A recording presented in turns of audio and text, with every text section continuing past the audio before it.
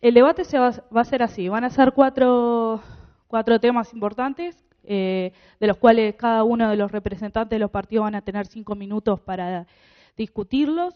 El primero va a ser rendición de cuentas, el segundo, universalización del acceso a la educación pública, el tercero, formación docente y el nuevo paradigma de la educación. Y el cuarto, visualización de las medidas tomadas por gremiales de la educación en el ámbito de las negociaciones públicas. Tiene la palabra en la primera temática Eduardo Rubio, rendición de cuentas. Buenas tardes. Bueno, primero que nada, gracias por la invitación. Felicitaciones por la iniciativa y es un gusto estar aquí en esta casa tan hermosa, ¿no? Que dan ganas de estar. Una primera puntualización es que nosotros, Unidad Popular, tiene un solo diputado, el titular soy yo, Gonzalo es diputado suplente, que además es el que en la bancada se encarga de todos los temas vinculados a educación, por lo que, a no ser en el primer punto, después los demás temas los va a agarrar Gonzalo, que además de ser diputado suplente es avanzado estudiante de profesorado de historia en el IPA, y bueno, tiene justamente estos temas como temas centrales. Y yo integro la Comisión de Educación como delegado del sector, no soy miembro pleno, y además por razones de tiempo creo que nunca he ido todavía a la Comisión de Educación porque estamos en las otras comisiones, y sí participamos del debate de educación cada vez que se presenta y sobre todo en los presupuestos o en la rendición de cuentas. Tema de rendición de cuentas. Sin duda un presupuesto y las rendiciones de cuentas son la expresión más clara del modelo de país que sustenta el gobierno que propone ese presupuesto de rendición de cuentas. En este tiempo, además nos ha tocado la particularidad de tener un presupuesto que fue a 2 años, íbamos a discutir este año el resto del presupuesto, tampoco se cumplió, y vamos año a año. Nosotros creemos que esta rendición de cuentas, que además va en la línea del presupuesto presentado por el equipo económico, prioriza un modelo de país donde la educación no ocupa el lugar que debería ocupar, por lo menos en el concepto o en el modelo de país que nosotros defendemos y por el que estamos peleando. El objetivo del 6% del PBI para la educación, que nos parece que es un objetivo imprescindible, porque muchas veces se dice que no es con plata solamente que se resuelven los problemas de la educación, pero sin plata, sin presupuesto, no hay forma de resolverlo. No es solamente pero sin eso no se puede. Y nosotros sacamos la cuenta que hoy el Estado uruguayo le dedica a la educación, ANEP y UDELAR, porque ustedes saben que cuando hablamos del 6% del PBI para la educación, nosotros integramos hace mucho tiempo el actual partido de gobierno, siempre hablamos de ANEP y de UDELAR. Nunca soñamos meter en el 6% a la educación militar, la educación policial, la Ceibalita, la educación para el Ministerio de Relaciones Exteriores. No se puede hacer una bolsa donde metemos tanta cosa que empiece a inflarse la bolsa. Pero para ANEP y UDELAR este presupuesto le está otorgando el 3.8 del PBI. O sea, para la educación hoy el gobierno uruguayo dedica el 3.8% del presupuesto para la educación.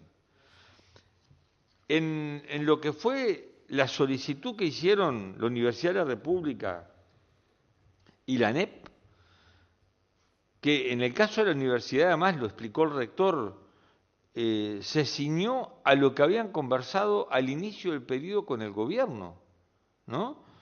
Bueno, a la universidad le tocó el 7% de lo que había solicitado. 7%. Ahí queda por el camino los programas de desarrollo institucional, los programas de bienestar universitario, el programa de atención a la salud en el hospital de clínicas, el programa de desarrollo de la universidad en el interior del país, el programa de inversión en infraestructura y edilicia. Queda por el camino el acuerdo salarial que se había hecho con los trabajadores. O sea, si algo demuestra cuál es la importancia que le otorga un gobierno a la educación, que le dé el 7% de lo que solicitó la universidad, de acuerdo a lo que habían acordado con el gobierno al inicio del periodo, es extremadamente demostrativo. En la ANEP, si bien la ANEP ligó un poco más, pero llegó al 25% de los solicitados. 25% de los solicitados.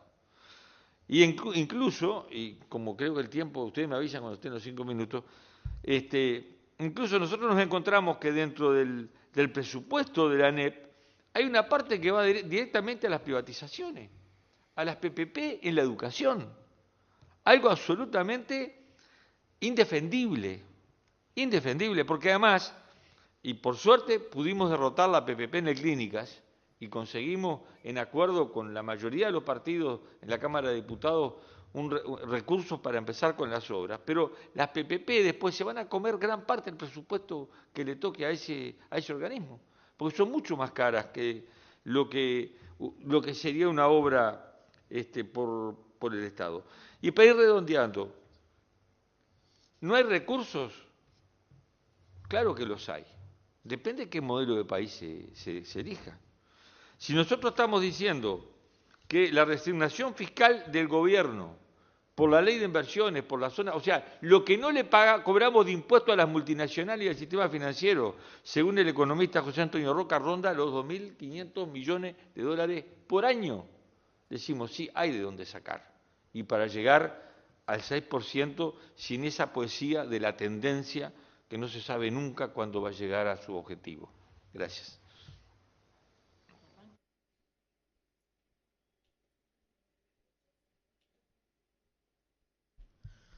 Por lo visto, de acuerdo a la integración del panel, carne de cañón soy yo acá. Pero tranquilos que nosotros con Rubio y con Gonzalo en general hacemos bancada siempre. Porque votamos muchas veces juntos, eso tiene su explicación muy sencilla. Yo tengo un pasado que no lo dejo por el camino, integro el sector todos, con Luis Lacalle Pou, pero en forma independiente. Me han visto los colegas votar distinto muchas veces. A mí nadie me impone ningún voto, al contrario. Y suscribo lo que dijo Rubio en el análisis que hizo de las partidas de dinero, que realmente son muy insuficientes. También estoy totalmente de acuerdo que hay de dónde sacar. Depende del modelo de país que queramos. Y yo me voy a dedicar un poquitito más a la ANEP, más allá de que ya Rubio hizo referencia al porcentaje, por una razón muy sencilla, porque, a ver, yo tengo una posición diferente en cómo se debe hacer el presupuesto en la educación.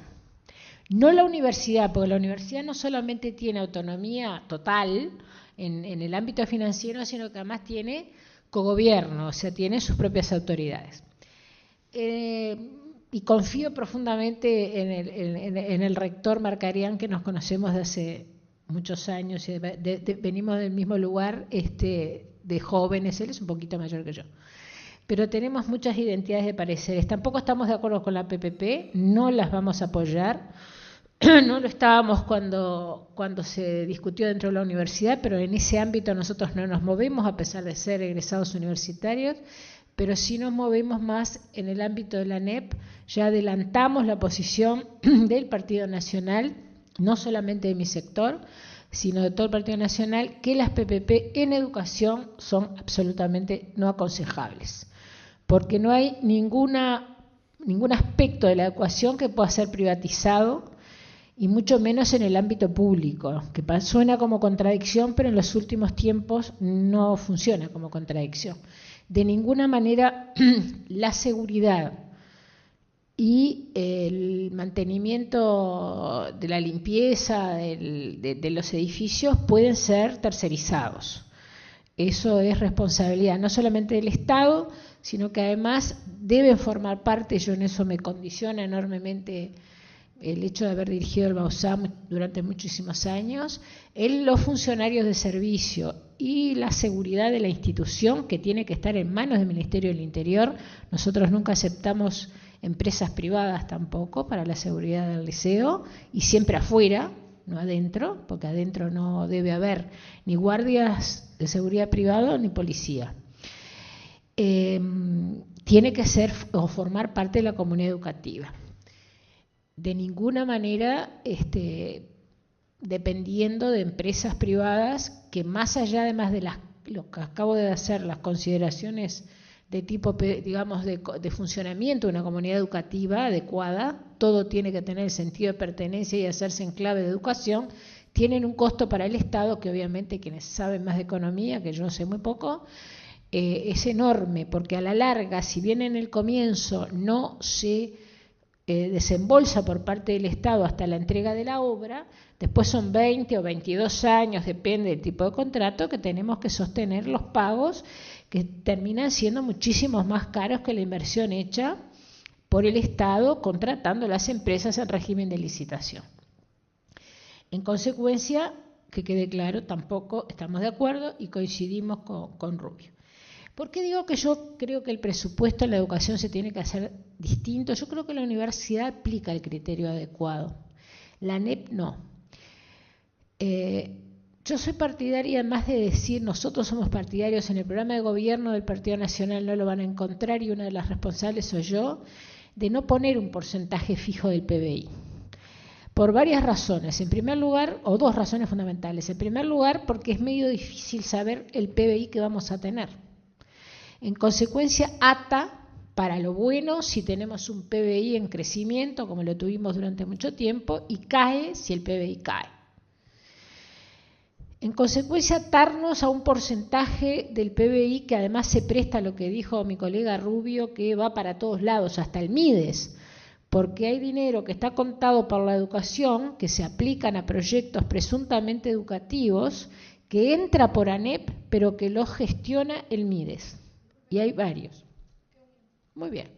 Les explico cómo para mí tiene que ser, y con esto termino esta parte, elaborar el proyecto, la rendición de cuentas o el presupuesto, al revés. ¿Qué vamos a hacer? ¿Dónde tenemos que gastar? ¿Dónde es necesario poner más énfasis? ¿Qué es lo que vamos a hacer con la educación? Y ahí naturalmente me sale la cantidad de dinero y comprometer al Estado a que esa cantidad de dinero siempre esté asegurada. Es así que para mí modestamente se tiene que construir el presupuesto de la educación. Obviamente que no se hace así y tampoco se cumple con el 6%. Gracias.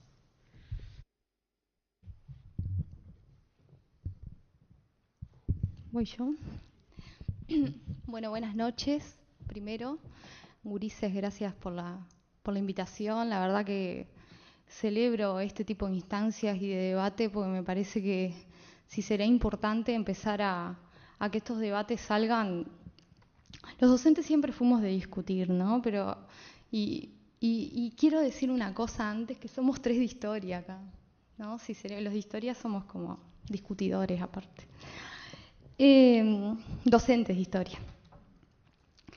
Lo que me interesa plantear en este punto, aparte de celebrar esta instancia importante para todos nosotros, es que es desde dónde voy a hablar, ¿no? Yo hablo como representante nacional del gobierno. Yo pensé que era yo la carne de cañón. Cuando Bianchi dijo que se sentía igual, dije, pucha, tenemos como una visión encontrada, una vez más. Pero podemos hacer alianza en ese sentimiento. No, Ulises, lo que yo quería plantear es, yo hablo desde la postura que integro el gobierno, un gobierno que para mí sí fue uno de los que más invirtió en materia educativa de la historia del Uruguay. Y no lo digo yo, lo dicen números, ¿no? Y de eso voy a hablar, aparte de números que si bien no quiero aburrir con eso, quiero meterle un poco de discurso. Hablo desde el lugar de un gobierno que invirtió muchísimo en materia de educación, que realizó grandes cambios, que espero que acá surjan en esta mesa. Y hablo desde el lugar en el que quiero hablar del vaso lleno pero también hablar del vaso vacío. Pero me voy a centrar en el vaso lleno por la positiva y contar un poco lo que hicimos. Nosotros creo que hay algo que es destacable. Nosotros invertimos en materia de educación no porque en estos 11 años, que sí fue así, en estos 11 años nosotros logramos tener un crecimiento del país en materia sostenida. O sea, en 11 años nuestro país creció y lo encontramos en una situación de no crecimiento. Pero a pesar de ese viento de cola, nosotros invertimos por encima de ese viento de cola. Y eso creo que es lo destacable y en el cual podemos fijar si es una prioridad o una política de este gobierno invertir en materia educativa o no. Yo como estudiante de profesorado de historia y como estudiante antes del liceo, una de las cosas que hacía era pelear por el 4% de la educación, y cuando hablaba del 4% de la educación era en un país que no crecía. O sea que hablábamos de un montón de plata menos. Hoy cuando hablamos de un 4% o más de la educación, hablamos de un montón de plata más porque el PBI creció. Pero aparte, una de las cosas que me interesa destacar, que antes del 2004, por la crisis que había habido, la DGI había multiplicado sus ingresos un 3%. Y a pesar de eso, redujo el gasto en inversión pública, y digo inversión y capaz no gasto público, porque creo que cuando se invierte se invierte en salud y se invierte en educación, en realidad es una investigación a largo plazo y no es un gasto, es una inversión. A pesar de ese 3% que recaudaba la DGI, nosotros tuvimos que se redujo el porcentaje de inversión en educación y en salud un 15%, antes del 2005. ¿Qué pasó después del 2005? Del 2005 al 2016, crecimos en materia de recaudación un 75%, pero ¿cuánto se invirtió? Se invirtió en ese gasto público un 117%. Entonces, si eso no es priorizar en materia de inversiones por parte de un Estado, me parece que los números hablan por sí solos. ¿Que falta más? Claro que falta más. Falta montones y para eso falta debate. Falta debate de dónde lo sacamos. Y para eso tenemos que empezar a planificar y a discutir desde la sociedad y desde los partidos políticos si estamos de acuerdo de sacar desde ciertos lugares. Y esa es una discusión en la cual vamos a capaz de encontrarnos más cercanos con Rubio en algunas cosas y tendremos a otros en contra. Muchas gracias. Entonces, creo que hoy, en un país en el que los cambios parecen como remarse sobre dulce de leche, ¿no?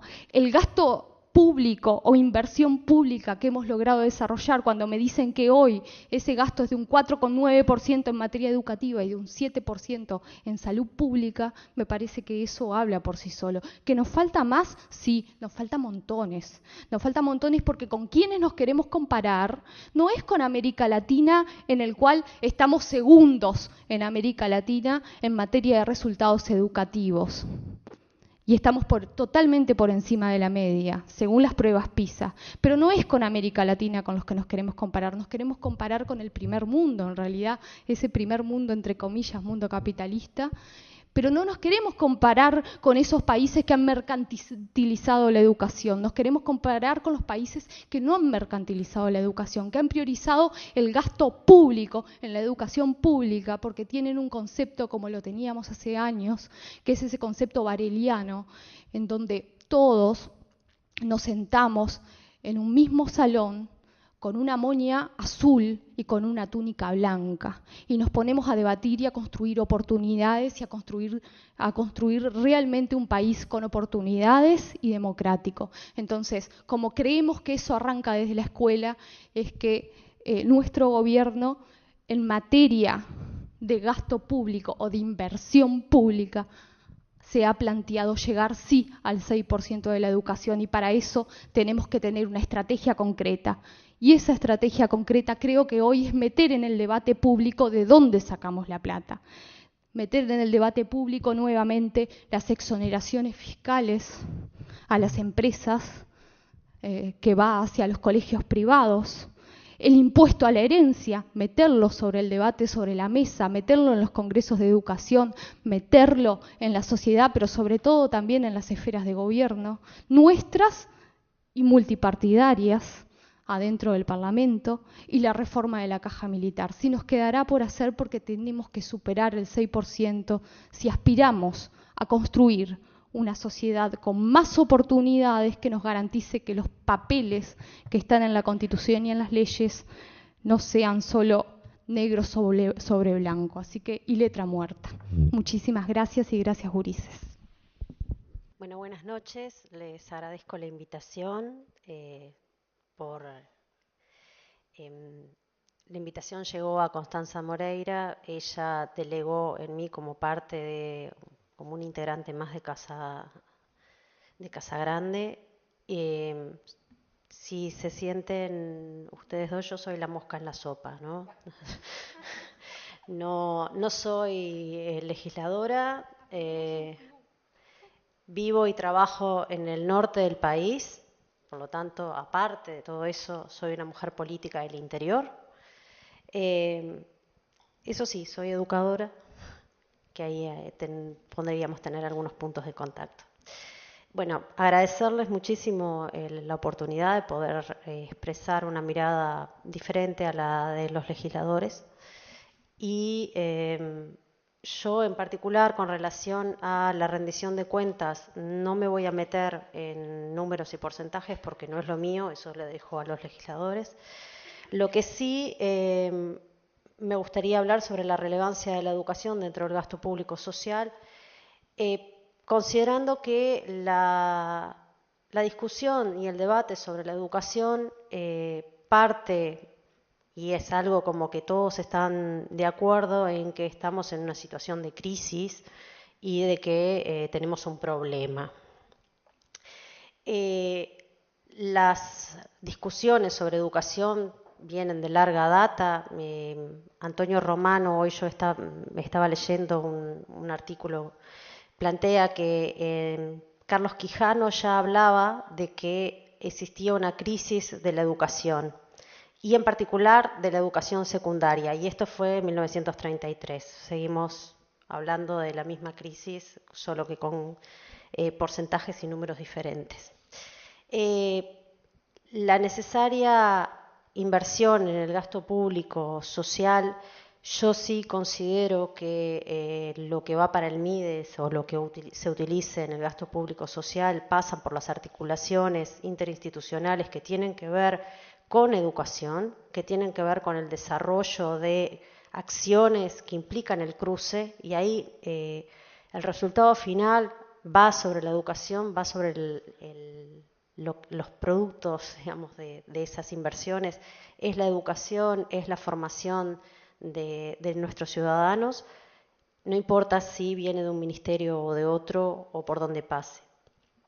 En ese sentido, creo que el gasto público social, yo lo estoy viendo actualmente con las nuevas unidades que se están creando, que están empezando a funcionar en el interior del país, como la UDIE, que es la Unidad Descentralizada de Integración Educativa, que articula, y hay una línea presupuestal en la rendición de cuentas que va directamente a la ANEP para los proyectos de integración educativa.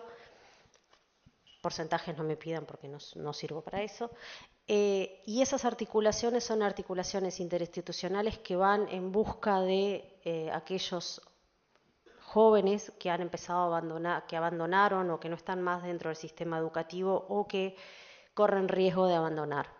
Y estamos hablando del interior profundo, o sea, estamos hablando no de las capitales departamentales, y sí de los poblados y de la ruralidad, de cómo integrar y cómo hacer para integrar a esos estudiantes que son parte de esos números, ¿no?, que empiezan a perderse del sistema educativo, y cómo hacemos para llegar a ellos y cómo hacemos para articular las políticas sociales, este gasto público de que hablaban los legisladores, cómo hacemos para que ese gasto público llegue a las poblaciones. Yo creo, porque es una postura de izquierda y es una postura del Frente Amplio, creo que hemos sí invertido muchísimo en educación, que falta, podemos estar de acuerdo en que falta mucho, porque dependemos mucho de con qué estamos mirando, o sea, si estamos mirando cantidades o si estamos mirando resultados. Yo prefiero mirar el vaso medio lleno, como decía, que muestra los resultados de cómo estamos llegando ahora a lo que es el núcleo duro de los estudiantes que estaban fuera del sistema o que son rechazados por el sistema o que no se sienten parte del sistema. Los números están dando de que cada vez más tenemos mayor matrícula, tenemos mayor participación y avance dentro del ciclo básico, de secundaria, eso va avanzando, pero siguen habiendo rezagos, siguen habiendo estudiantes que no logran integrarse a las currículas, que no logran sentir que las currículas les sirven, y eso habla de contenidos, que creo que, bien. Esto lo dejo para el próximo punto, yo quedo acá. Bien. Bueno, yo contarles que en este tema lo que me esposaba un poco en la cabeza era el tema, eran como 3 ejes que me parecían claves para poder analizar un poco en 5 minutos, ¿no? Uno, el tema de la inclusión, otro, el tema de los aprendizajes, ¿no? Importante. Y otro, el tema de los egresos, o sea, los resultados. Y dentro de esos temas, transversalizar la educación, pero ahí les iba a hacer como un cambio, porque me parece importante rescatar que la educación no empieza solo con la educación primaria lisa y llana, sino que tenemos toda una educación de 3 y 4 años, en el cual ha habido un cambio profundo en cuanto a la llegada, ¿no? A la universalización, al acceso, pero aparte porque me parece importante porque nos cambia el paradigma desde donde concebimos el proceso educativo, si bien lo concebimos desde la panza de la madre, desde el nacimiento, también desde dónde empieza a intervenir el Estado, ¿no? Desde ese proceso de socialización temprano que sabemos que después marca la vida del gurí, y hoy ese cambio de paradigma implica de que hay una nueva formación adentro de todos nosotros que empezamos a estar convencidos de que es importante invertir como sociedad en la infancia temprana.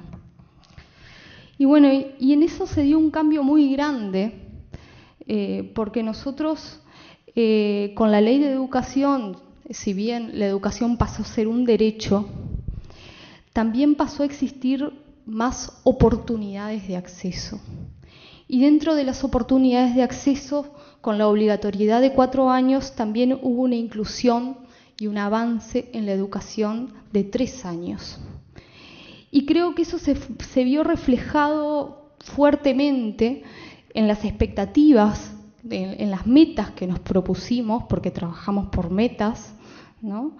De incluir un 86% de los niños hacia el 2020, pero hoy saber que estamos en un 73%, y hablando en plata, y hablando en gente, y hablando en niños, hablando en personas, eso nos implicó meter 7.797 gurises más y gurisas más chiquitas de 3 años al sistema educativo.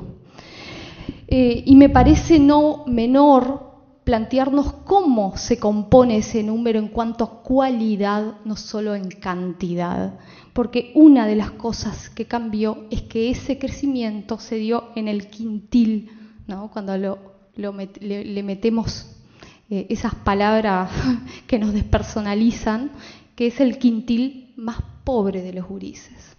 Y bueno, y ahí aumentó porque ese crecimiento se dio en ese quintil, en el quintil de gurises más pobres. Y eso nos habla de inclusión educativa y de democratización y acceso de oportunidades. Y después, otro de los cambios importantes que creo que se dio en ese aspecto es que en todas las áreas, primaria, secundaria, UTU, universidad, una de las cosas que tuvimos es un aumento exponencial de la matrícula. Y eso fue una estrategia intencionada por parte de las políticas educativas, porque para eso sí hubo que tener construcción de liceos, generar nuevas carreras, generar cargos nuevos. O sea, ahí sí tuvo que meterse plata, hubo que aumentar también el salario docente, que se duplicó el salario docente. Y hubo que priorizar ese salario docente, que nos falta priorizarlo más, pero por supuesto que nos falta priorizarlo más. Pero hoy saber que en los gastos de la ANEP un 85% de los ingresos de la ANEP se va en salario docente. ¿Por qué? Porque se definió gastar ahí. Entonces, dentro de esos avances que hemos tenido en el crecimiento exponencial que hubo en todos los subsistemas, yo voy a destacar uno que es el que me golpea un poquito a mí más en la cara, ¿no? Y porque no tengo el tiempo para hablar de todos. Y lo que voy a plantear es el otro extremo. Voy a plantear el crecimiento de la universidad, porque me permite llegar y acortar un poco, porque ya hablamos de los más chiquitos, vamos a hablar de los más grandes. Una de las cosas que nos sucedió en la universidad, por ejemplo en el litoral, yo soy de Salto, también del interior, una de las cosas que nos pasó es que pasamos de una matrícula de 2.000 a una matrícula de casi 7.000 estudiantes en Salto. Bueno, para eso hubo que generar carreras nuevas, salones nuevos. Estamos a la vuelta de la búsqueda de más salones porque nos sigue quedando la universidad chica. Pero otra de las cosas que pasó, hubo que meter becas, hubo que meter transporte, hubo que meter docentes, hubo que preparar docentes para la zona. Y eso es una inversión, y eso es una inversión a largo plazo que hizo nuestra política educativa. Pero además de eso, y me parece importante, también es dónde crecimos. La mayoría de los gurises que van a la universidad en Salto, que aparte de que son de la zona y de la vuelta, esos gurises, 7 de cada 10 gurises provienen de hogares donde sus padres no fueron a la universidad. Y eso sí nos marca un cambio profundo. Y un 25% de todos esos gurises provienen de hogares rurales. Entonces, si eso no es un cambio cualitativo en quienes llegaron a la universidad y qué proceso hicieron, porque antes de llegar a la universidad tuvieron que llegar al liceo o llegar a la UTU. Y antes de eso hubo que tener inversión en boleto para que los docentes lleguemos al medio rural. Entonces, la diferencia que hubo acá es que por 5 gurises de Pueblo Fernández se invirtió en esos 5 gurises para que terminen el ciclo básico, se invirtió en esos 5 gurises para que lleguen a bachillerato y se invierte en esos 5 gurises para que tengan becas y lleguen a la universidad. Entonces, creo que en materia de democratización de acceso y de inclusión educativa, eso nos muestra muchísimo. Otra de las cosas que no quiero dejar pasar, que creo que en materia de aprendizajes, en materia de aprendizajes, a mi juicio estamos estables, pero en materia de egresos estamos muy mal. Y creo que esa es la parte del vaso vacío que todos tenemos que empezar a debatir para poder transformar el sistema educativo. Una de las cosas que yo siempre cuestioné desde dentro del gobierno, porque formé parte de 5 años, es el espíritu fundacional. El Uruguay no se fundó en el 2005. Había muchas cosas que se hacían mal, por eso queríamos un cambio, pero muchas cosas que se hacían.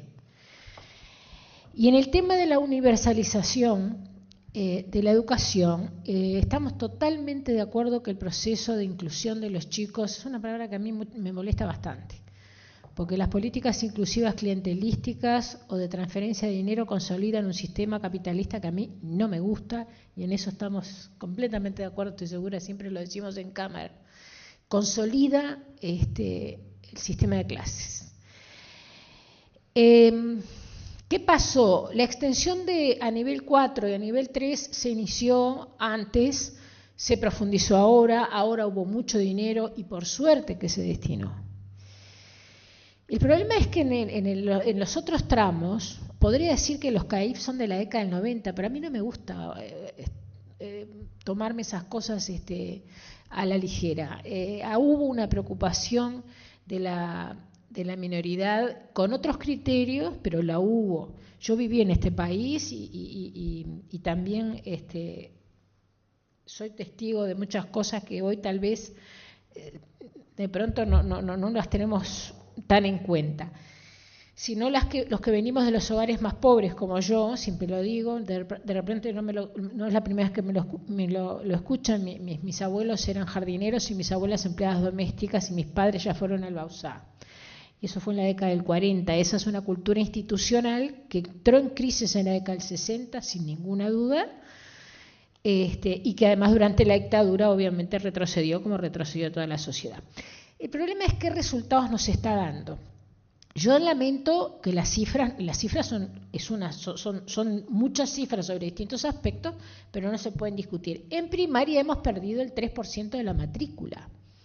Primaria, no inicial, primaria. Y lo hemos perdido por dos razones fundamentales, por razones demográficas, que nos tiene que empezar a preocupar de una buena vez al Uruguay, porque ahí tenemos la crisis del sistema de seguridad social y todo, parece que viviéramos en otra dimensión. Los países en serio se piensan a 50 años para adelante, nosotros en 20 tenemos un colapso del sistema de seguridad social y tiene una de las razones el tema de la demografía.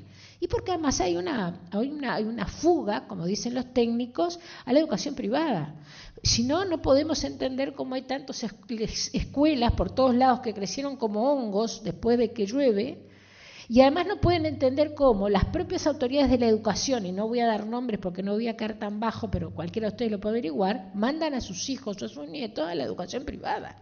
Autoridades que en este momento son consejeros de la educación. Yo no entiendo cómo pueden poner la cabeza en la almohada y dormir tranquilos, pero bueno, es así. Hemos perdido matrícula en media. ¿Por qué? Porque si tenemos en cuenta solo la matriculación, sí que ganamos matrícula. El problema son los niveles de deserción. ¿De qué manera no hacemos jugar la variable para entender lo que está pasando y corregir los problemas? Porque no es que nosotros queramos ver el vaso medio vacío, queremos solucionar los problemas. Si nos engañamos a nosotros mismos no lo vamos a resolver nunca. Fíjense ustedes que en matrícula crecimos un poco en media, muy poco en media general, más en media técnica, pero ¿cuál es el problema? ¿Cuántos retenemos? Somos el país de América del Sur que tenemos menos retención en la educación media superior. El Instituto Nacional de Evaluación da la cifra redondeemos al 37%, termina la educación media en el Uruguay. El Banco Mundial hace un par de semanas, antes no se podía hablar del Banco Mundial, pero ahora con estos gobiernos que se dicen de izquierda, las órdenes vienen del Banco Mundial y del Banco Interamericano y de la OCDE, de todas las demás cosas que a mí no me gusta nada, pero es así. El Banco Mundial nos dijo, señores, están en el 20% de retención en la educación, 29% en la retención de la educación media. Entonces, sí sigo la universitaria. Sí, en mi época también, los que entrábamos a la universidad, los padres nuestros nunca habían pisado la universidad, porque la pirámide de clases se invertía como sigue invertida ahora. Nosotros hoy, después de tantos años de gobierno que se dice de izquierda y de tantos miles de millones de dólares que nadie discute que se gastaron y los puso la ciudadanía, o se invirtieron y los puso la ciudadanía, solo el 5% de la población puede llegar a la universidad, de la población en edad de estudiar. Así que vamos a ser realistas, porque si no, no resolvemos los problemas. Tenemos un problema de calidad, que si no lo superamos, no vamos a lograr que la gente que ingresa a nivel 3, que ingresa a nivel 4, que cumple el ciclo de primaria, no pueda avanzar. ¿Por qué no avanzan los chicos en media? ¿Porque media es un desastre? Lo es. Pero la propia directora general de primaria dice que los chiquilines salen de primaria, la maestra Beucetti, sin saber leer y escribir ni calcular un 20%.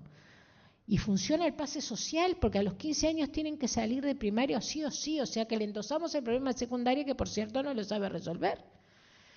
Entonces lo que vamos acumulando es un montón de factores que tenemos que sentarnos, pero no a debatir. Ya debatimos bastante, vamos a empezar a poner en práctica algunas cosas, porque yo tengo muchos años sobre mis espaldas, hace 40 años que estamos discutiendo lo mismo en la educación, y el mundo nos pasó por arriba, En consecuencia, tenemos que tener cuidado con la calidad. Le voy, no sé cuánto me queda, pero hay cifras que yo quiero que a ustedes les queden grabadas porque son cifras de la UNICEF. En Informe de la Infancia 2016. En la última década, y yo no creo que la UNICEF ni sea blanca ni colorada, ni de la Unidad Popular, ni nada, creo que es lo que es, representa a todos los estados de las Naciones Unidas, nos hicieron un rezongo muy grande, y hace 3 semanas otra vez. Ustedes pueden acceder a ese informe, está publicado, pueden entrar en la web. En esta última década duplicamos la inequidad en el ingreso a la educación pública de calidad. Eso hace, según la UNICEF, que por primera vez en el Uruguay, el lugar donde nace un niño le determina el futuro. Y además está bien especificado cómo es que tenemos en los barrios ricos, porque usan ese término, ya no usan más quintiles la UNICEF, se ve que dejaron de ser liberales o neoliberales. Las escuelas y los liceos de los barrios ricos, los públicos tienen el mismo resultado que los privados.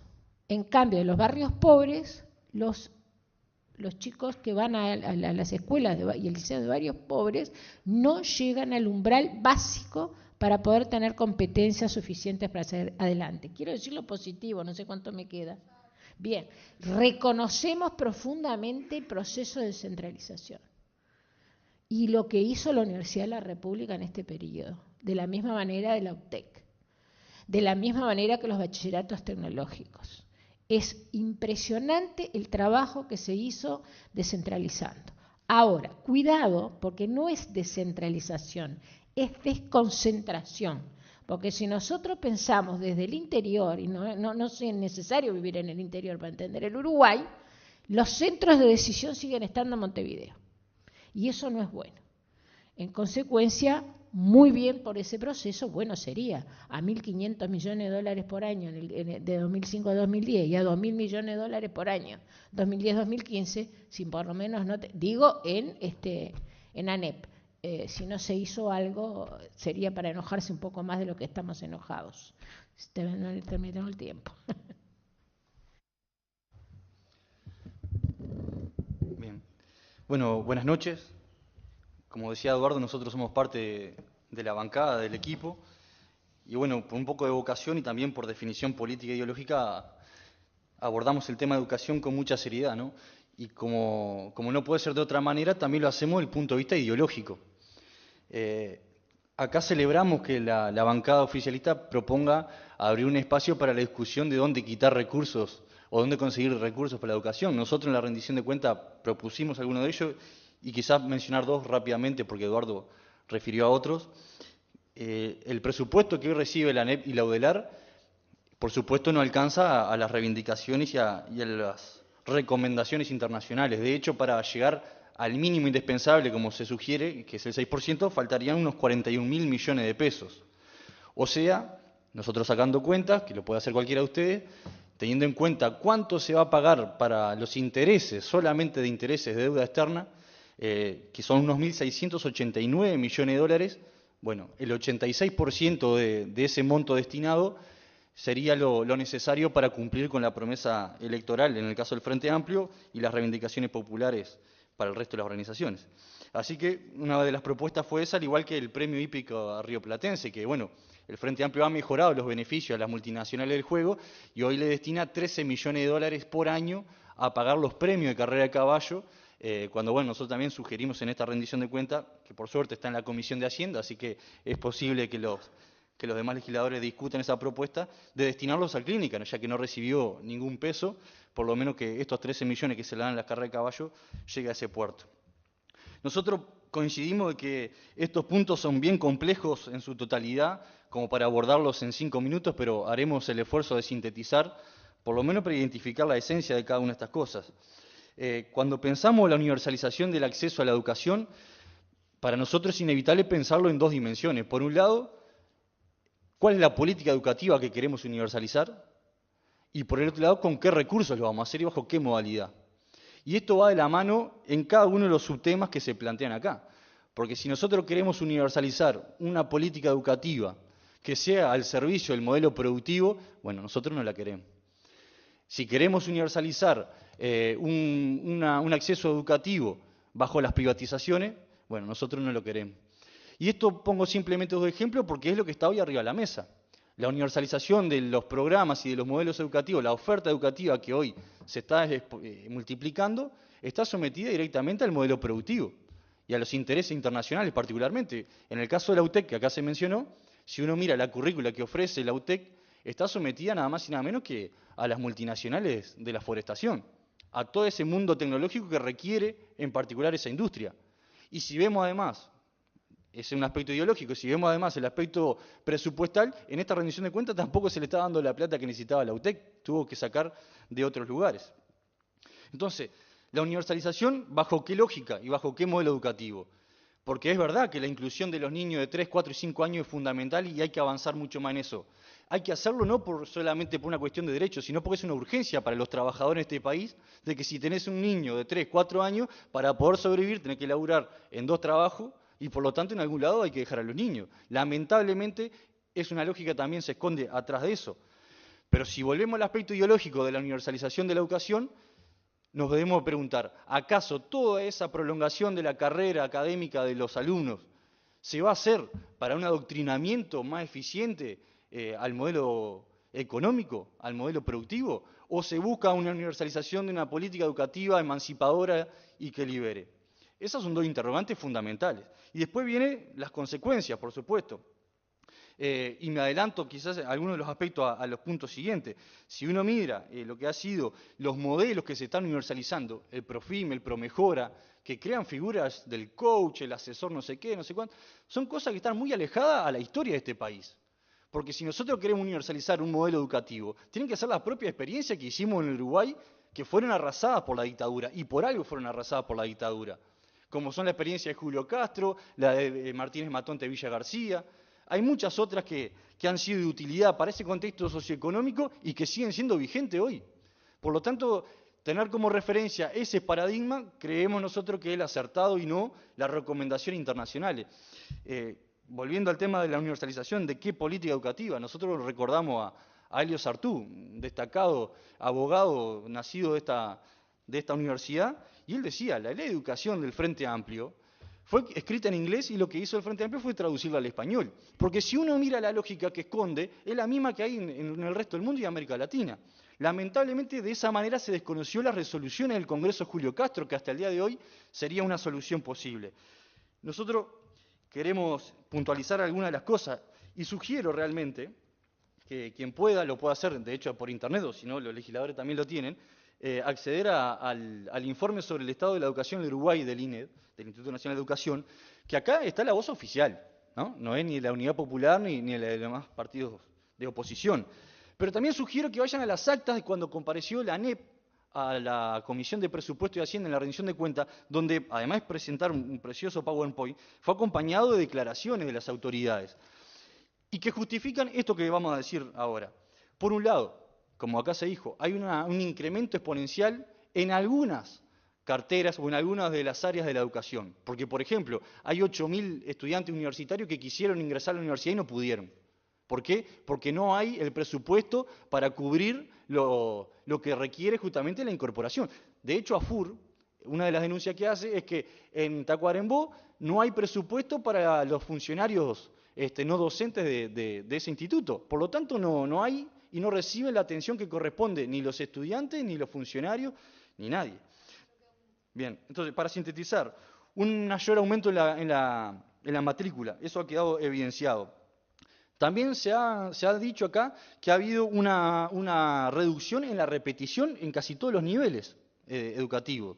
Y conjunto a ello hay un igual resultado del aprendizaje. Entonces, si uno ve más gente, repite menos, pero son los mismos resultados, acá hay una ecuación que no es correcta.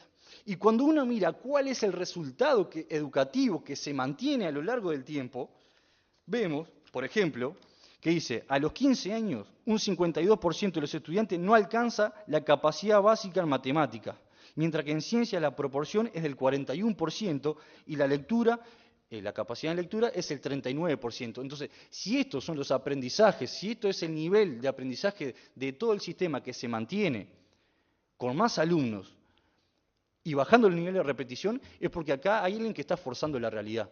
Y cuando uno escucha a las maestras y recibe la información de que llegan las currículas diciendo que hay que pasar a los alumnos año a año sin importar los resultados del aprendizaje, bueno, se está forzando demasiado la realidad.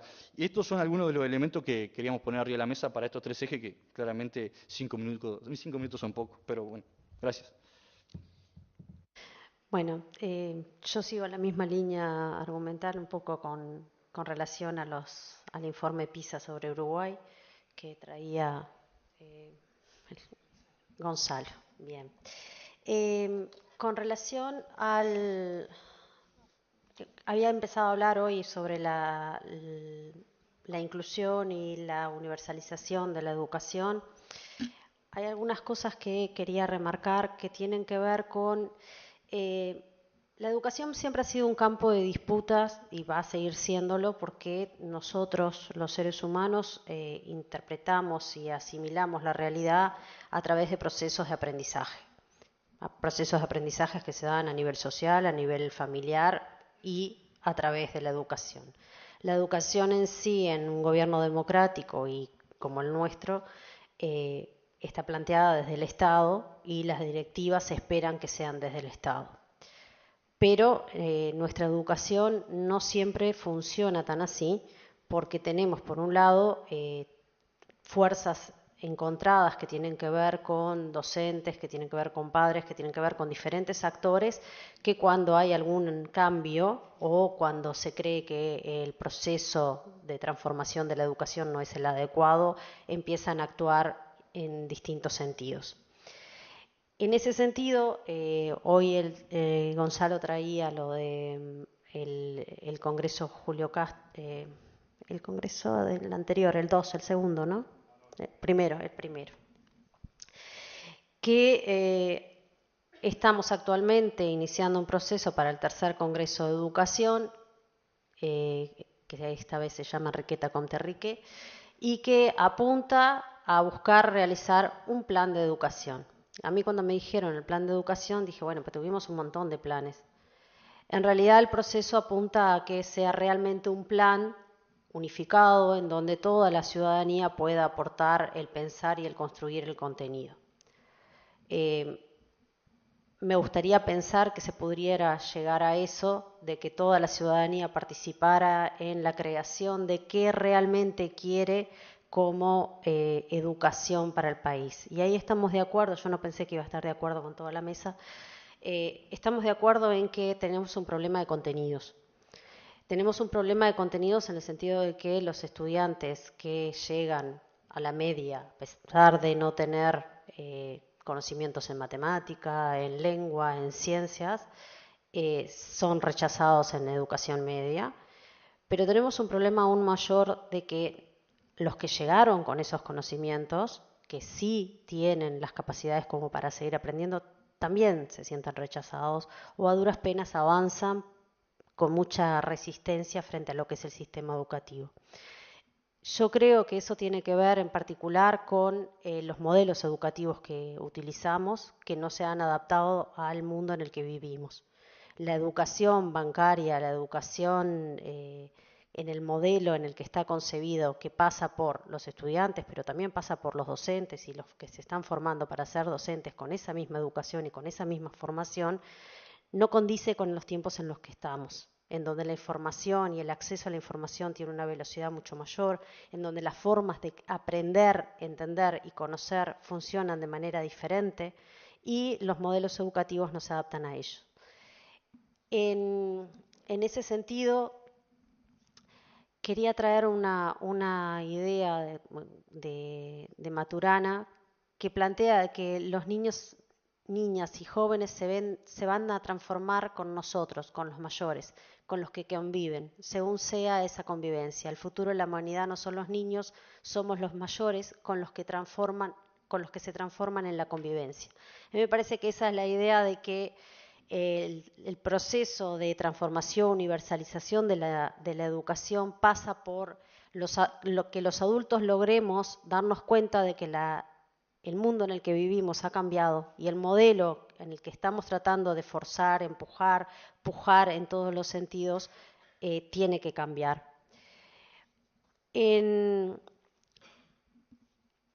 Con relación, otra cosa que quería hablar y traer con relación a la descentralización y a los procesos de intentar evitar la deserción en secundaria, son los modelos de liceo de tiempo extendido, que también son modelos, es una inversión fuerte que se empezó a hacer el año pasado, y que son modelos que buscan dar lugar a esos jóvenes que vienen con procesos ya de deserción anterior. El año pasado hubieron 5 liceos piloto en todo el país y yo acompañé el proceso de un liceo piloto con un liceo de tiempo extendido de ciclo básico que permitió que los chicos, que la matrícula que tenían de chicos que abandonaban el liceo en el primer año,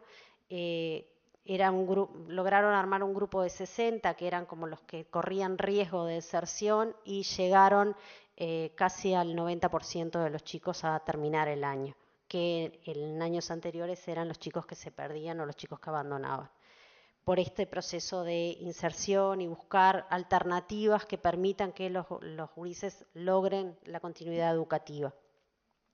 Vuelvo a nombrar la UDIE, que creo que son las unidades descentralizadas de integración educativa, están haciendo un trabajo bien interesante de poder articular todas las propuestas educativas que hay a nivel territorial que permitan que esos chiquilines que están con riesgo de abandonar los estudios puedan sostener y mantener la currícula.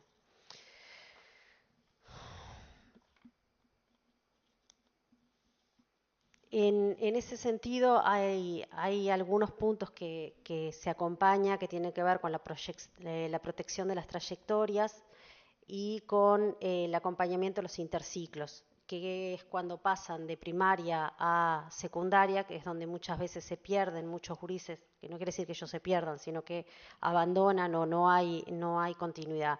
Una cosa que me llamó muchísimo la atención este año, que tuve más contacto con gente en la ruralidad, es los padres que no les interesa que sus hijos tengan la continuidad educativa. Entonces, ahí también tenemos la necesidad de un cambio cultural que nos está dando, o que esperamos determinado tipo de acciones y reacciones de la ciudadanía que no acompañan.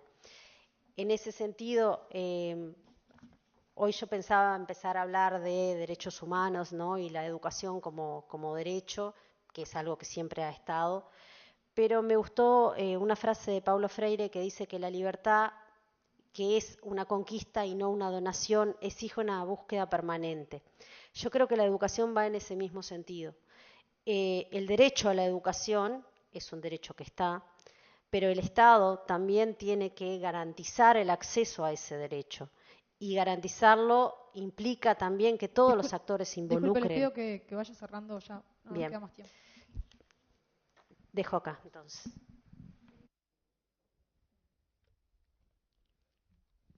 Bien, damos inicio al tercer y penúltimo tema de la noche, formación docente y el nuevo paradigma de la educación. Dentro de ello están los programas y la currícula. Tiene la palabra Graciela Bianchi. Gracias. Yo de lo que no sé no opino. Yo no soy especialista ni en currícula ni en evaluación. Mi especialización es gestión. La gestión, de una buena vez tenemos que entenderlo en el Uruguay, que en todos los ámbitos es una especialización. Y la gestión de instituciones educativas en todos los países que les va bien, los directivos o sea, cuando se decide bifurcar la carrera, salir del aula, que uno puede terminar la carrera en el aula o dedicarse a la gestión, se especializan. Yo hice una especialización a distancia con la Universidad de Madrid y me encanta la gestión y me molesta escuchar, hoy justo en mi cuenta de Twitter me despaché con muchos teóricos y opinólogos y sociólogos y todo lo demás que opinan de educación, a los cuales yo respeto muchísimo, pero en realidad los educadores somos, o por lo menos tendríamos que tener un poquitito más de lugar en estas opiniones. Yo sí puedo hablar de formación docente. En lo que se refiere a la formación docente como tal, es la madre de todas las batallas. Y lo enfoco desde el punto de vista de la gestión educativa, porque reitero, es mi especialización. ¿Por qué es la madre de todas las batallas? Y que le tendríamos que estar dedicando muchísimo más dinero que le dedicamos, o gastarlo bien o invertirlo bien. Porque volvemos a lo del principio, es cierto que se invirtió mucho dinero y los resultados son un desastre. En consecuencia, en general, excepto lo que ya dijimos, formación docente prácticamente no existe. O sea, en el área metropolitana, si ustedes van a Lipa, si ustedes no, está vacío. Tiene una matriculación importante, pero después van desertando por razones que en este momento no son del caso conversar y bueno, y si no se nos va el tiempo. En el interior retienen más los institutos de formación docente porque además son una salida laboral más rápida, más inmediata, y los retienen más. Formación docente no es solamente formar muy buenos maestros y muy buenos profesores que no estamos formando, o porque no van, o porque desertan, o porque los niveles académicos son realmente penosos. Es además la profesionalización docente en forma permanente y la profesionalización a lo largo de la carrera, para lo cual hay que facilitarle a los docentes, porque quienes opinan y no saben, dicen los docentes no se preparan, los docentes son conservadores, los docentes no quieren cambios, los docentes están aguantando con su lomo, permítame la expresión, este sistema que tiene un proceso de desinstitucionalización muy grande y donde hay escapes de dinero, sobre todo en proyectos focalizados que en definitiva no van a lo fundamental. La gran discusión que hoy está planteada, y yo no voy a rehuir esa discusión, es el tema de la Universidad de la Educación. Ahora, la advertencia que yo modestamente hago, si bien yo tengo otras profesiones, mi vida la dediqué a la educación en el acierto o en el error, 42 años trabajé en la ANEP, pero siempre profesionalizándome y tratando de hacer las cosas lo mejor que pude. No crean que la Universidad de la Educación es algo mágico que va a resolver el problema del nivel académico de la formación docente. Primero tiene que tener nivel universitario académico, que eso es lo más importante. Que formalmente sea una universidad, me importa, sí, estoy de acuerdo, porque además eso permite a los estudiantes universitarios engancharse en lo que es todo el sistema nacional e internacional de especializaciones, cursos de posgrado, doctorados, y engancharse en el buen sentido de la palabra con todo lo que ofrece la Universidad de la República y universidades privadas, que nos gusten o no nos gusten, existen y además son una oferta que muchas veces podemos recurrir a ella y sobre todo también universidades internacionales. Hay una discusión que además ahora se está planteando porque los uruguayos somos además devolvedores, siempre estamos como 20 años más atrás. ¿Por qué hoy el mundo que tiene buenos resultados tampoco está pensando en una universidad pedagógica separada de la Universidad de la República? En este caso, de las universidades privadas. En este momento el mundo va hace ya como aproximadamente 15 años, un poco más, los países que tienen buenos resultados incluyen dentro de las universidades, a nosotros nos gusta hablar de la Universidad de la República, incluye dentro de la universidad la formación pedagógica. Y se establecen redes, trayectos, créditos de colaboración, para decirlo en un lenguaje que todos nos entendamos, con las distintas especializaciones que tiene la universidad en lo que se refiere a las distintas carreras, química, física y ciencias en general, la Facultad de Humanidades en lo que se refiere a la investigación histórica, o sea, para no repetir procesos y que en definitiva el Estado invierta, pero invierta bien con resultados. Bueno, pues nosotros estamos todavía en una etapa anterior. estamos en si formamos o no la Universidad de la Educación. Obvio que todos los partidos políticos estamos de acuerdo con la Universidad de la Educación, siempre que le pongamos énfasis en el nivel académico. Y voy a decir algo que no va a caer nada bien, pero como yo me caracterizo siempre por decir lo que pienso, el Partido Nacional, y yo soy una de las responsables, no va a votar el proyecto de Universidad de la Educación si se mantiene, y en esto sí abandono mi bancada con la Unidad Popular, si se mantiene el criterio de autonomía y cogobierno. ¿Por qué? Yo con la Universidad de la República no tengo problema que haya autonomía y cogobierno, pero quienes conocen la realidad de la formación docente, ojo con la autonomía y cogobierno ahí, porque ahí hay un proceso de fraccionamiento de las asignaturas y de separación con las materias generales de tipo pedagógico, un enfrentamiento donde ya no es un problema de asignaturas generales o específicas, sino que es un problema de nombres, que han sabido, lamentablemente para nosotros, establecer chacras personales que provocarían un fraccionamiento realmente peligroso. Por eso es que nosotros, que somos partidarios de la autonomía y del cogobierno en la Universidad de la República, no lo queremos en la Universidad de la Educación, porque si se aplica ese criterio en la realidad actual de formación docente, que es una verdadera balcanización, estaremos consolidando ese proceso de balcanización, que es lo que no necesita formación docente. O sea, que quede claro, en ese sentido nosotros no vamos a cambiar de posición, porque los que conocemos formación docente lo vimos desde el propio Consejo Directivo Central. En determinadas asignaturas, reitero, tienen nombre y apellido y enfrentamientos personales que son de larga data, como además, no sé cuánto me queda, pero en las materias, cierro ahora, en las materias específicas de las distintas disciplinas, en las materias especiales, como le llamamos, dirigidas a determinadas, que definen la formación docente de determinadas asignaturas, hace años que no se llama concurso. Entonces es una especie de dinastía que se ha ido consolidando, donde prácticamente los grupos y los subgrupos de personas van accediendo a los cargos sin ningún tipo de control y evaluación. En las materias generales, y con esto termino, en las materias generales que son pedagógicas, en general, todas tienen contenido pedagógico, pero las que son específicamente de la formación docente en sí, ahí hubo más concursos, pero de muy baja calidad. Y en realidad lo que tenemos o asistimos en este momento es que los maestros, con todo el respeto y el cariño que les tengo, han copado absolutamente la formación pedagógica de nivel de la formación media, y eso tampoco es bueno. En consecuencia, si ponemos en este momento autonomía y cogobierno, consolidamos ese proceso. Estamos dispuestos a aceptar un proceso de transición hasta que se saneen esas miserias personales que están muy consolidadas. No es un problema contra la autonomía y el cogobierno per se, sino en formación docente. Y sí, Universidad de la Educación. Gracias.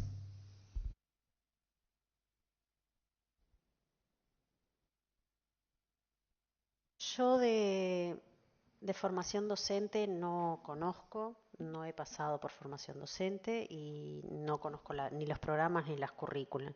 Lo que sí me gustaría hablar del paradigma de la educación, que creo que, siguiendo la línea de lo que venía diciendo hoy, el tema de los contenidos y la necesaria modificación de la necesaria enfoque en un nuevo paradigma de educación, en una nueva forma de educar como necesario para la transformación de lo que se ha hablado tanto, el ADN de la educación. Una de las cosas que caracteriza la educación en nuestro país, y que es en donde me quiero centrar, tiene que ver con el porcentaje de mujeres que están en la educación y que se dedican a la educación. Alma Espino en el 2012 plantea que analizando los porcentajes de la fuerza de trabajo de Uruguay, que ésta estaba sobrecalificada para determinados puestos en un 62% de los casos de las mujeres y 46% para el caso de los hombres, y donde la educación sigue siendo un mecanismo de reproducción de la división sexual del trabajo, ya que el 72% de las mujeres, de los docentes son mujeres. Eso marca una forma de educar, eso marca una forma de entender los contenidos y también marca lo que tiene que ver con cómo distribuimos los tiempos, y acá vengo a otro tema que también está dentro de la rendición de cuentas, vuelvo al punto 1, que tiene que ver con el sistema de cuidados, porque el 60% de las mujeres educadoras tienen hijos menores de 18 años. Y ahí vamos a lo que Gonzalo decía hoy al principio, de que las trabajadoras necesitan tener donde dejar a sus hijos. Por lo tanto, esas trabajadoras que son educadoras van a dejar a sus hijos con otras educadoras. Y eso se sigue reproduciendo. En ese sentido, la necesaria visión de cómo se dan los contenidos y de cómo se dan la distribución del trabajo de la educación, mayoritariamente realizado por las mujeres, también es un tema que me parece que tendría que estar sobre la mesa. Yo estoy de acuerdo con la Universidad de la Educación y estoy de acuerdo en que tenga autonomía y que tenga cogobierno, a diferencia de la señora Bianchi. Creo que la autonomía y el cogobierno permite echar por tierra ese tipo de balcanizaciones, permite que si exigimos la calidad académica, como usted decía, eso hace con que esas balcanizaciones dejen de existir. La necesaria, si hay calidad académica, hay concursos como en la universidad y por lo tanto se exige méritos, se exige capacidades, se exige formación y eso va a llevar a con que se eleve el sistema en su totalidad. Yo creo que sí, la autonomía es necesaria y tiene que ver también con modificar en esto del paradigma, modificar lo que es la esencia de cómo yo lo veo desde afuera, lo que es la esencia de la formación docente y de cómo está articulado de una manera muy jerárquica y sin escuchar las voces de los que están más abajo, generalmente los estudiantes o los niveles iniciales de docencia. El sistema educativo es una agencia para la reproducción social y cultural de la clase dominante si tenemos en cuenta que esa jerarquía sería bueno poder romperla. Y yo creo que con una universidad de la educación y con autonomía de todas las partes que participan, eso sería posible. Eso sería un camino que tal vez debamos incurrir para poder transformar algo nuestra educación o nuestro sistema de aprendizajes como ciudadanos del Uruguay. Listo.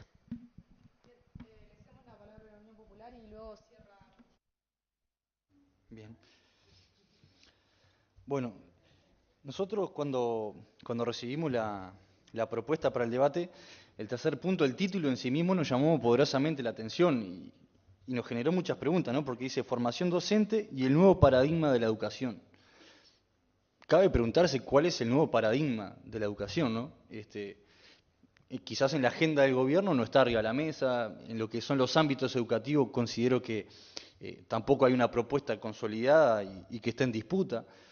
Por lo tanto, más bien uno tiene que tender a pensar la lógica educativa que hay hoy y que obviamente incluye la formación docente.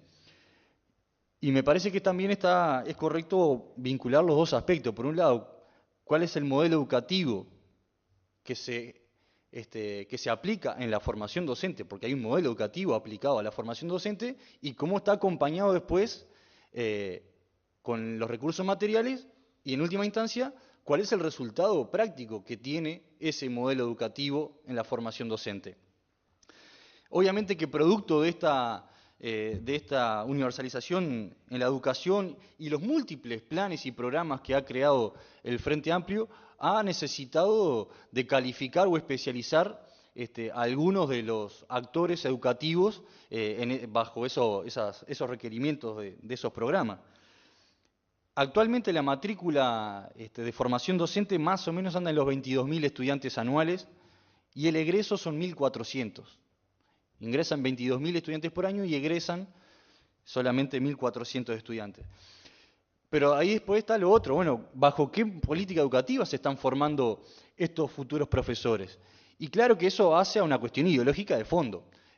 Si yo quiero estudiantes que después sean trabajadores, que reproduzcan cierta lógica, necesito instructores pedagógicos que adiestren a los estudiantes bajo ese modelo. Ahora, si yo quiero una educación emancipadora, necesariamente tengo que tener docentes emancipadores que puedan reproducir esa tarea después, ¿no? Y ahí, cuando nos preguntamos, bueno, actualmente hay una correlación entre la formación que están recibiendo los futuros docentes con la realidad educativa, y vale la pena ir directamente a la fuente, ¿no? Y allí encontramos con que la mayor cantidad de estudiantes de formación docente entienden de que el conocimiento académico que reciben es satisfactorio. Pero cuando después uno analiza las demás formaciones, los demás aspectos de su formación, encuentran grandes déficits, principalmente no encuentran los recursos, no reciben, no se le brinda a los futuros docentes los recursos pedagógicos y didácticos para afrontar la realidad en cuanto a la diversidad y la heterogeneidad que tienen como alumnos, principalmente vinculados a las problemáticas socioeconómicas y socioeducativas. Es decir, que tenemos docentes trabajando con alumnos sin estar preparados para esa diversidad. Y después es interesante ver, incluso en los términos en que lo plantea el propio INED, que dice que bueno, los docentes no están preparados para la demanda que implica la inclusión. Palabra y término, concepto más que promocionado en esta última etapa por el progresismo, ¿no? La necesidad de incluir a los estudiantes, a los jóvenes, al sistema educativo, independientemente de sus condiciones y casi que independientemente en cuál lugar lo ubicamos o lo incluimos. Y eso, por supuesto, que para la docencia implica un gran desafío. Entonces, también encontramos otro déficit, otra dificultad, en la poca preparación y formación de los futuros docentes en lo que son el mundo de la tecnología, por ejemplo. Y estos dos ejemplos, de la inclusión y de la tecnología, evidencian cómo se contraponen las políticas de gobiernos en materia educativa sin considerar y sin adaptar las estructuras de la formación docente. Entonces allí, en la práctica, encontramos esa confrontación de formación y de lo que demanda la práctica y la realidad educativa. Obviamente que a esto se suma, por ejemplo, un dato que de las horas que están habilitados los docentes para trabajar en el sistema educativo, a esas horas hay que incorporarle un promedio de 10 horas semanales. Es decir, que un docente trabaja más de 40 horas semanales formalmente y en sus hogares. Entonces, hay que pensar, ¿cuál es la posibilidad real que tiene un docente para multiplicar y mejorar su formación luego de los 4 años de la carrera? Y acá la otra pregunta. ¿Cómo hacemos entonces para que ese docente tenga un mejor salario para trabajar las horas necesarias y poder tener mayor tiempo a la profesionalización? Y cuando acá se está planteando el tema de la UNED, que nosotros somos firmes defensores de la autonomía del cogobierno, por múltiples motivos. Primero, para romper el tutelaje que tiene el Poder Ejecutivo sobre las políticas educativas. Acá vemos uno de los ejemplos. Por el otro lado, la total libertad de cátedra para los docentes y para la política educativa. Por supuesto que esto tiene que ir acompañado de un profundo cogobierno en todos los niveles, con todos los actores. Esto tiene que ser nacional, regional y local. Y gran parte de los problemas que plantea Bianchi acá se resuelven con el cogobierno. Porque hoy, ¿por qué una rama se contrapone o se impone sobre otra? Porque no está la capacidad de discutir de igual a igual. Porque no existe el cogobierno en la formación, en la educación, en lo que es la ANEP. Entonces, tenemos que también garantizar la gratuidad. Si bien esto está en la ley de educación, no se garantiza la gratuidad para todos los niveles, para los cursos y para los posgrados. Hoy sabemos cuánto se está lucrado, por ejemplo, con muchos posgrados universitarios, que incluso lo dan los mismos docentes que lo dan en la universidad, son los que dan después y cobran los posgrados. Entonces, esto es fundamental, garantizar esta autonomía de este gobierno. Y por supuesto que con un correcto presupuesto, porque si le vamos a condenar a la formación docente, le vamos a dar un carácter universitario, pero le vamos a condenar con el presupuesto que se le está dando o con la relación presupuestal que se le da a la UDELAR, bueno, vamos a tener mayores problemas aún a la hora de encarar bueno, justamente una correcta formación. Nosotros consideramos que si bien en el primer Congreso de Educación, Julio Castro, que fue un congreso popular, donde no se contempla en su resultado final, que fue la Ley de Educación del Gobierno en el 2008, donde no se contempla ninguna de sus reivindicaciones, si bien en esa instancia no tuvo como resultado final del Congreso cuestiones vinculadas a la formación docente, todas las organizaciones que participaron en ese espacio, que están vinculadas a la formación docente, están exigiendo esto, la autonomía del cogobierno. Entonces también es necesario pensar la formación docente, cuál es la política que va a imponerse y bajo qué modelo va a trabajar. Porque si queremos docentes y formamos docentes emancipados, libertarios, con capacidad de reflexión y de crítica, pero después los condicionamos a un sistema educativo condicionado, valga la redundancia, por las PPP, como va a suceder, hay 150 proyectos de PPP para la ANEP, que van a estar condicionando, por supuesto, toda la demás política educativa. Bueno, me parece que ahí va a haber una profunda contradicción. Entonces es necesario pensar la formación docente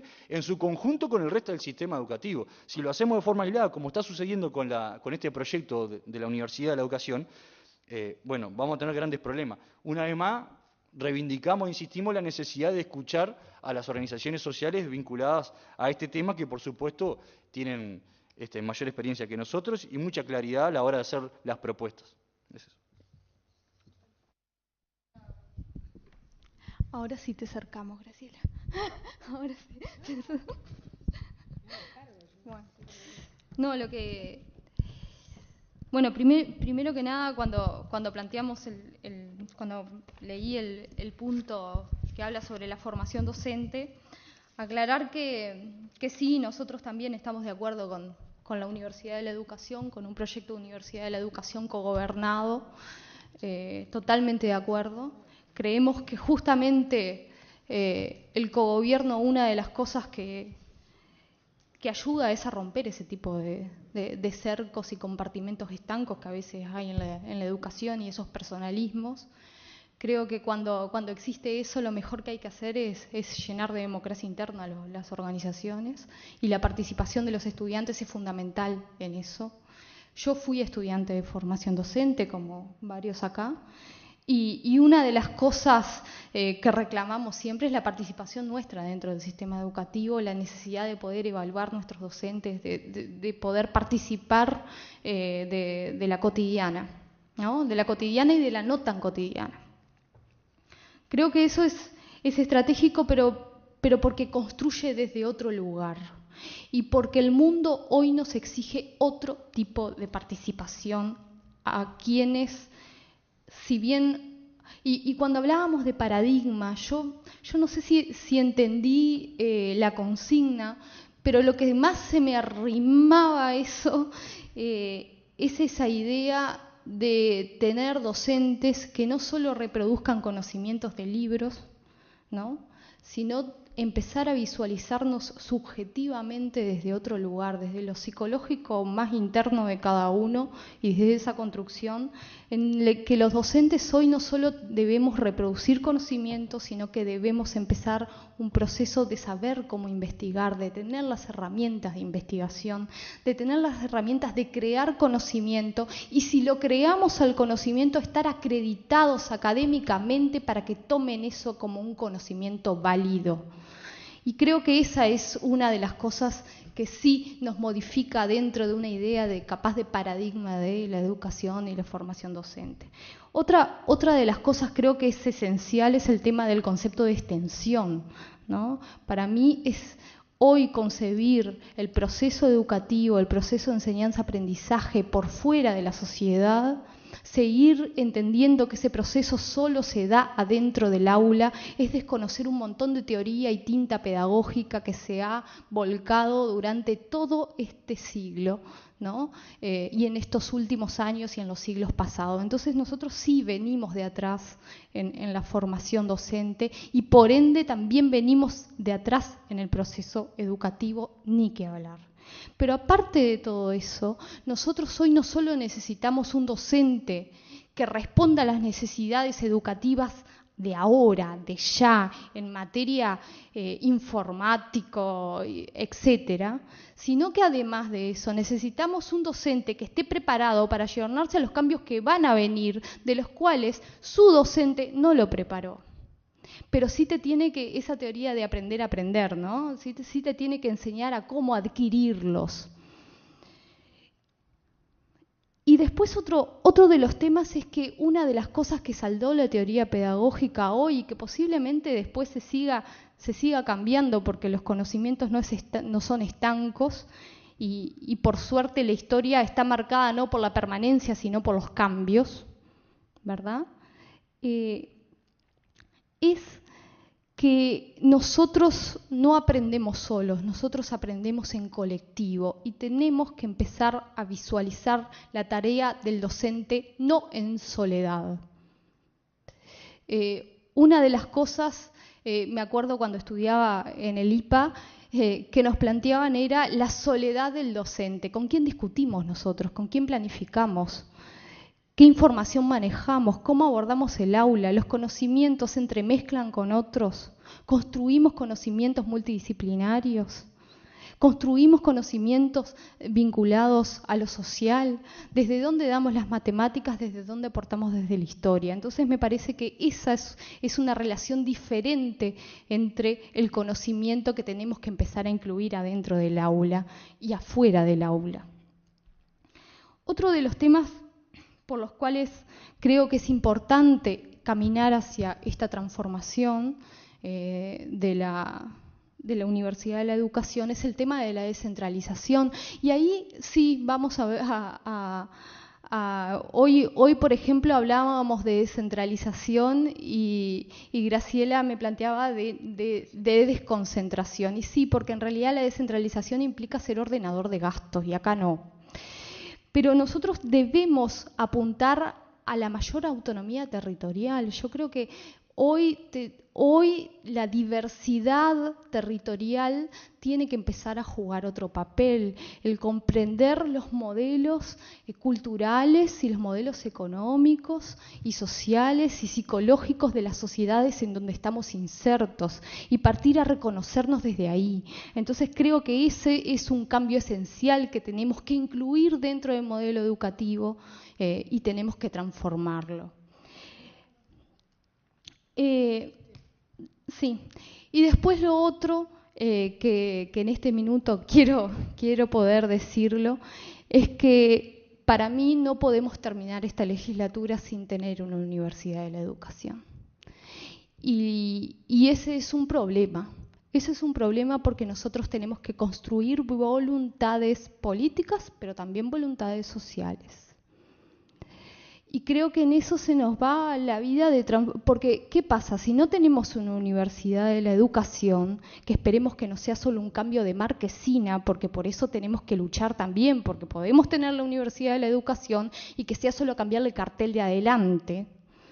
Y para eso nosotros tenemos que trabajar muchísimo en la construcción colectiva, pero una de las cosas esenciales es que todos hacemos y coincidimos en que este modelo de formación docente no nos cabe más. Y para eso tenemos que apuntar a otra cosa. Entonces yo creo que en el acierto o en el error, en las dificultades o en las adversidades que tengamos, partidariamente, si llegamos todos al acuerdo de que no nos podemos terminar esta legislatura sin tener una propuesta nueva, alternativa, apostar, porque si hacemos lo mismo vamos a tener los mismos resultados, apostar a hacer algo diferente para tener diferentes resultados, es que nosotros no habremos cumplido con al menos transformar un poco la formación docente. Entonces me parece que eso es importante, que ese debate sobre la mesa es importante para todos nosotros y creo que para eso hay que mover las correlaciones de fuerza internas hacia la interna de los partidos políticos, pero también a nivel nacional. Y la verdad que coincido acá con Asamblea Popular en que nosotros, ojalá que este Congreso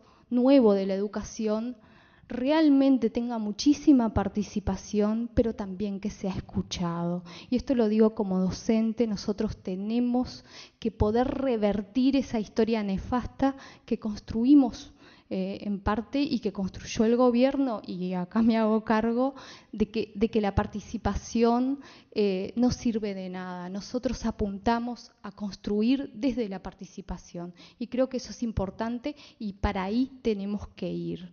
Entonces, realmente espero que ese congreso tenga muchas banderas, sea muy reivindicativo, pero sobre todo construya hacia ahí. Muchas gracias. Bien, damos inicio al último punto de este debate, que es visualización de las medidas tomadas por gremiales de la educación en el ámbito de negociaciones políticas. Luego de terminada la exposición de los panelistas, la idea es abrir un espacio a las preguntas del público. Comienza Unión Popular. Bueno, primera aclaración o puntualización. Nosotros como fuerza política y con nuestra militancia inserta en sus organizaciones sociales, fuimos firmes defensores y promotores del primer Congreso de Educación Julio Castro, porque entendíamos que ese era el espacio histórico que venía reivindicando las organizaciones sociales para una discusión franca, profunda y con resultados prácticos en materia educativa. Y así lo hicimos. Y así luchamos también para que sus resoluciones sean las más ajustadas a la etapa, al momento y a las necesidades. Y hasta el día de hoy seguimos reivindicando ese Congreso y por ese mismo motivo no hemos participado ni vamos a participar en este tercero, ni en los anteriores ni en este último, porque entendemos que no ha sido cumplido el primero. En la medida que se ponga en práctica las resoluciones de ese primer Congreso, podemos considerar el perfeccionamiento, la mejora de las políticas educativas, pero en tanto eso no suceda, creemos que no va a haber, de hecho no hay, porque mayor expresión social. En ese primer congreso, ustedes recordarán, o capaz que éramos muy jóvenes, pero en todos los liceos, en todas las facultades, en todos los gremios, habían instancias de discusión, documentos, elaboraciones, delegados, instancias departamentales, nacionales, y nada de eso está sucediendo en la actualidad. Entonces difícilmente se logre un mayor nivel de democratización de la participación y por lo tanto de los niveles políticos que aquel congreso. En cuanto a este punto en particular, nosotros entendemos que la lucha de los sindicatos y de los trabajadores docentes y no docentes es fundamental, al igual que la del estudiantado, para conquistar los derechos.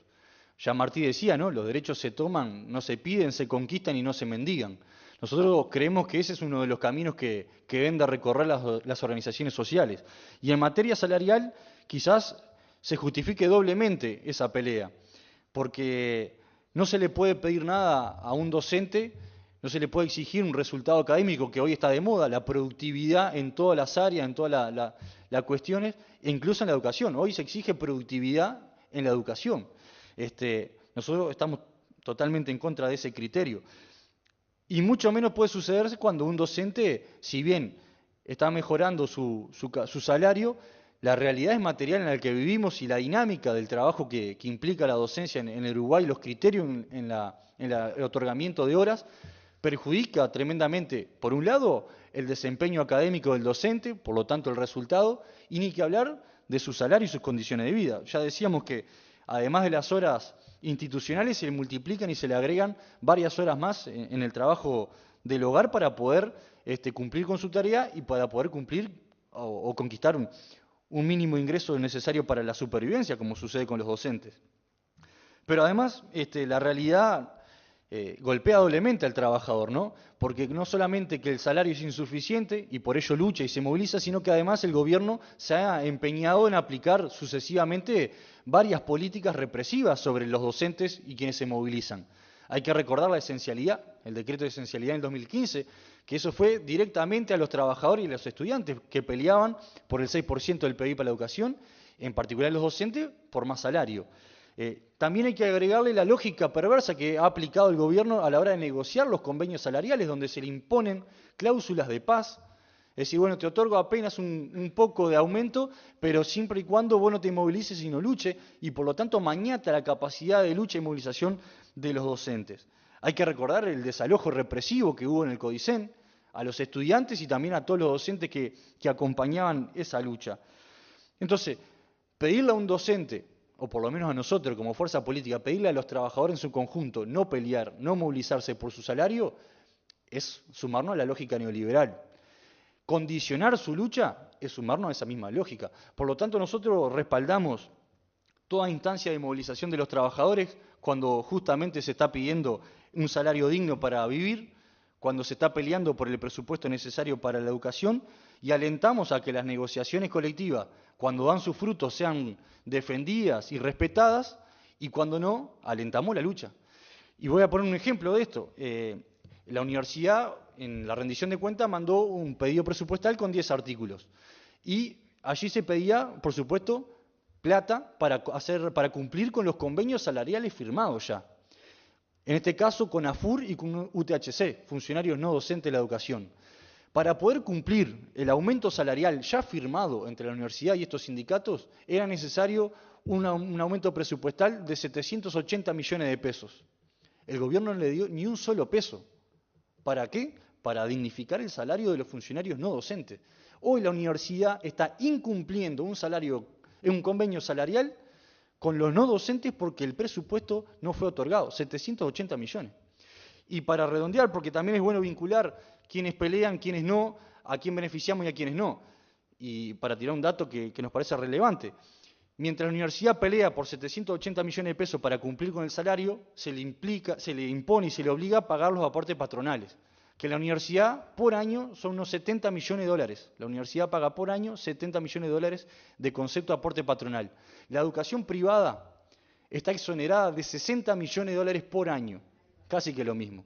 Beneficiamos al capital privado, a quien mercantiliza y lucra la educación, y que esa exoneración, ¿por qué traigo este ejemplo? Esa exoneración, junto con la del IVA, el IRAE y las denominaciones empresariales, que en su totalidad suman 240 millones de dólares de exoneración, eso es lo que le permite a estas empresas de la educación, en algunos momentos y en algunos espacios, pagar un salario un poco mejor que lo que es el sistema público. Y por lo tanto hay una competencia, hay una fuga de capital, hay una fuga de conocimiento humano, hay una competencia desigual y desleal en esta órbita.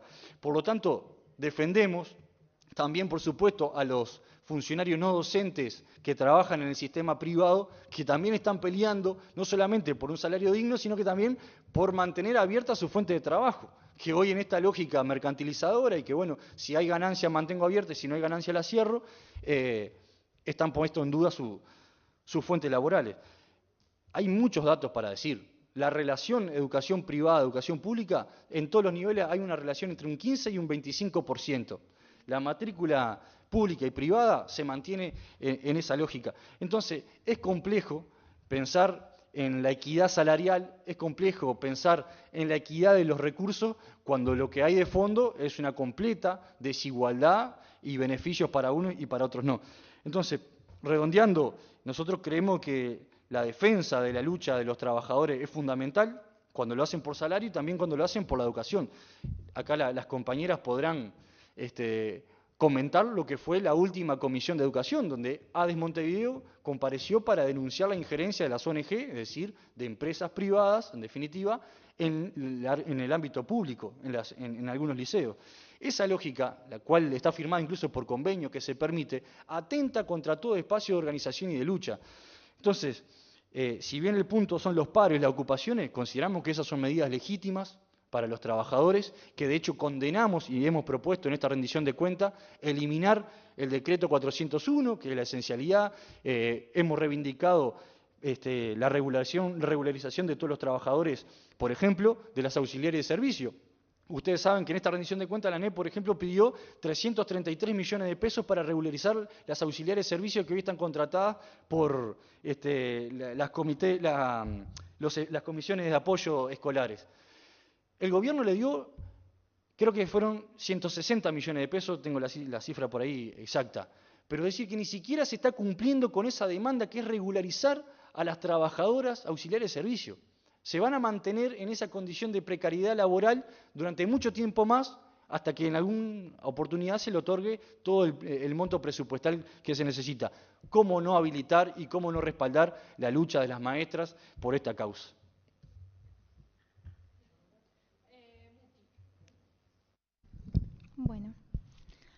Bueno, primero que nada, Bueno, primero que nada, creo que hay algo que es de orden, ¿no? Yo no voy a opinar acerca de las medidas legítimas que tiene el movimiento sindical para expresarse. O sea, me parece que eso hace a la vida democrática del país, ¿no? Es más, creo que una de lo que debemos hacer todos, ¿no? Es apuntar a fortalecer esos ámbitos de participación, ¿no? Uno puede después decir, ay, no, había más gente en la asamblea. Joderse el que no participó de la asamblea. Eso es democracia en cuanto a la participación interna de cada uno de nosotros. Eso creo que es de orden. Después podés tener, dentro de los ámbitos de negociación colectiva, pueden tener discrepancias o no. Yo, en este caso, respeto absolutamente, porque aparte participé, antes de ser legisladora, participé de mi ámbito sindical, ¿no? Entonces respeto totalmente el colectivo y los reclamos. Creo que son dos roles totalmente diferentes, ¿no? Uno es el rol del trabajador organizado, ¿no? Y otro es el rol del gobierno, que tiene que ver más allá dentro de todos los escenarios posibles y de la plata que tiene para todas las cosas, ¿no? Creo que, y ahí tendrás negociaciones más felices y más infelices. Y hubo, claro, que más infelices y las condenamos. La esencialidad la salimos a condenar nosotros desde el Parlamento. La bancada oficialista la condenó a la esencialidad. Es más, se planteó y salió por muchos partidos políticos, no por todos, en la Comisión de Legislación del Trabajo, una minuta de comunicación al Poder Ejecutivo planteando que el Parlamento estábamos en contra de esa medida. Creo que en ese plano no siempre es negro y blanco, ¿no? Por suerte, porque la sociedad tampoco es así. Hay otro elemento en cuanto, y me interesa rescatarlo y saliéndome un poco de tema, pero viendo que todos nos salimos un poco de tema y que todo está dentro del tema al mismo tiempo, es el tema de la educación privada. Yo creo que nosotros podemos decir, la educación privada tiene X resultados. Sí, claro, no te vienen los gurises de todos lados en la educación privada, pero aparte de que no te vienen de todos lados la educación privada, no manejás los mismos recursos. Claramente no manejas los mismos recursos, pero aparte de que no manejas los mismos recursos, y eso sí lo condeno, y lo condenamos y acá no desde el Frente Amplio, lo condenamos desde mi fuerza política, desde donde participo dentro del Frente Amplio, que nosotros estamos convencidos que hay que eliminar las exoneraciones fiscales que van hacia la educación privada. No puede ser que el Estado financie la educación privada. No estoy de acuerdo con ello. Y sé que tenemos discrepancias, no estoy de acuerdo con ello y creo que tiene mejores resultados, invierte más por alumno, pero no tiene mejor calidad educativa. Y eso sí, creo que no tiene. Y que cuando hablamos de que creció la educación privada, yo acá tengo una gráfica que está difícil verla, ¿no? Pero después la puedo pasar. Tengo una gráfica que plantea el crecimiento de la educación privada, que es lo rojo, y el crecimiento de la educación pública, que es lo azul. Y en realidad porcentualmente se sostuvieron los crecimientos, a pesar de haber incluido más gente en el sistema educativo. Entonces, sí, creció la educación privada, creció la pública también. Y crecieron equiparados. Pero uno creció con mayor porcentaje del PBI y lo costeamos todos nosotros. Entonces yo en eso sí estoy de acuerdo, totalmente de acuerdo, de que hay que eliminar las exoneraciones fiscales a la educación privada, porque es más, me voy un poquito más allá, yo no estoy de acuerdo con que exista la educación privada, pero porque en Finlandia, donde tienen, por ejemplo, en Finlandia, no se tiene educación privada, y esa plata va para la pública. Y yo estoy convencida del concepto ese bareliano donde todos nos sentamos juntos. Y te puede molestar capaz tener a uno que no tiene los mismos problemas que vos todos los días en la casa. Bueno, eso es democracia. Eso es participación. Yo creo que debemos construir ese concepto subjetivo adentro de nosotros, adentro del vecino y del ciudadano, de construir desde la escuela. Y bueno, y ahí capaz que estamos atacando las libertades individuales, la libertad de elección, la libertad de los privados. Y bueno, sí, pero en eso voy a ser franco. Claramente que no hay consenso dentro del frente, ¿verdad? Pero claramente que no hay consenso dentro del Parlamento con esto. Ahora, para mí desde ahí se construye y se fortalece la educación pública. Creo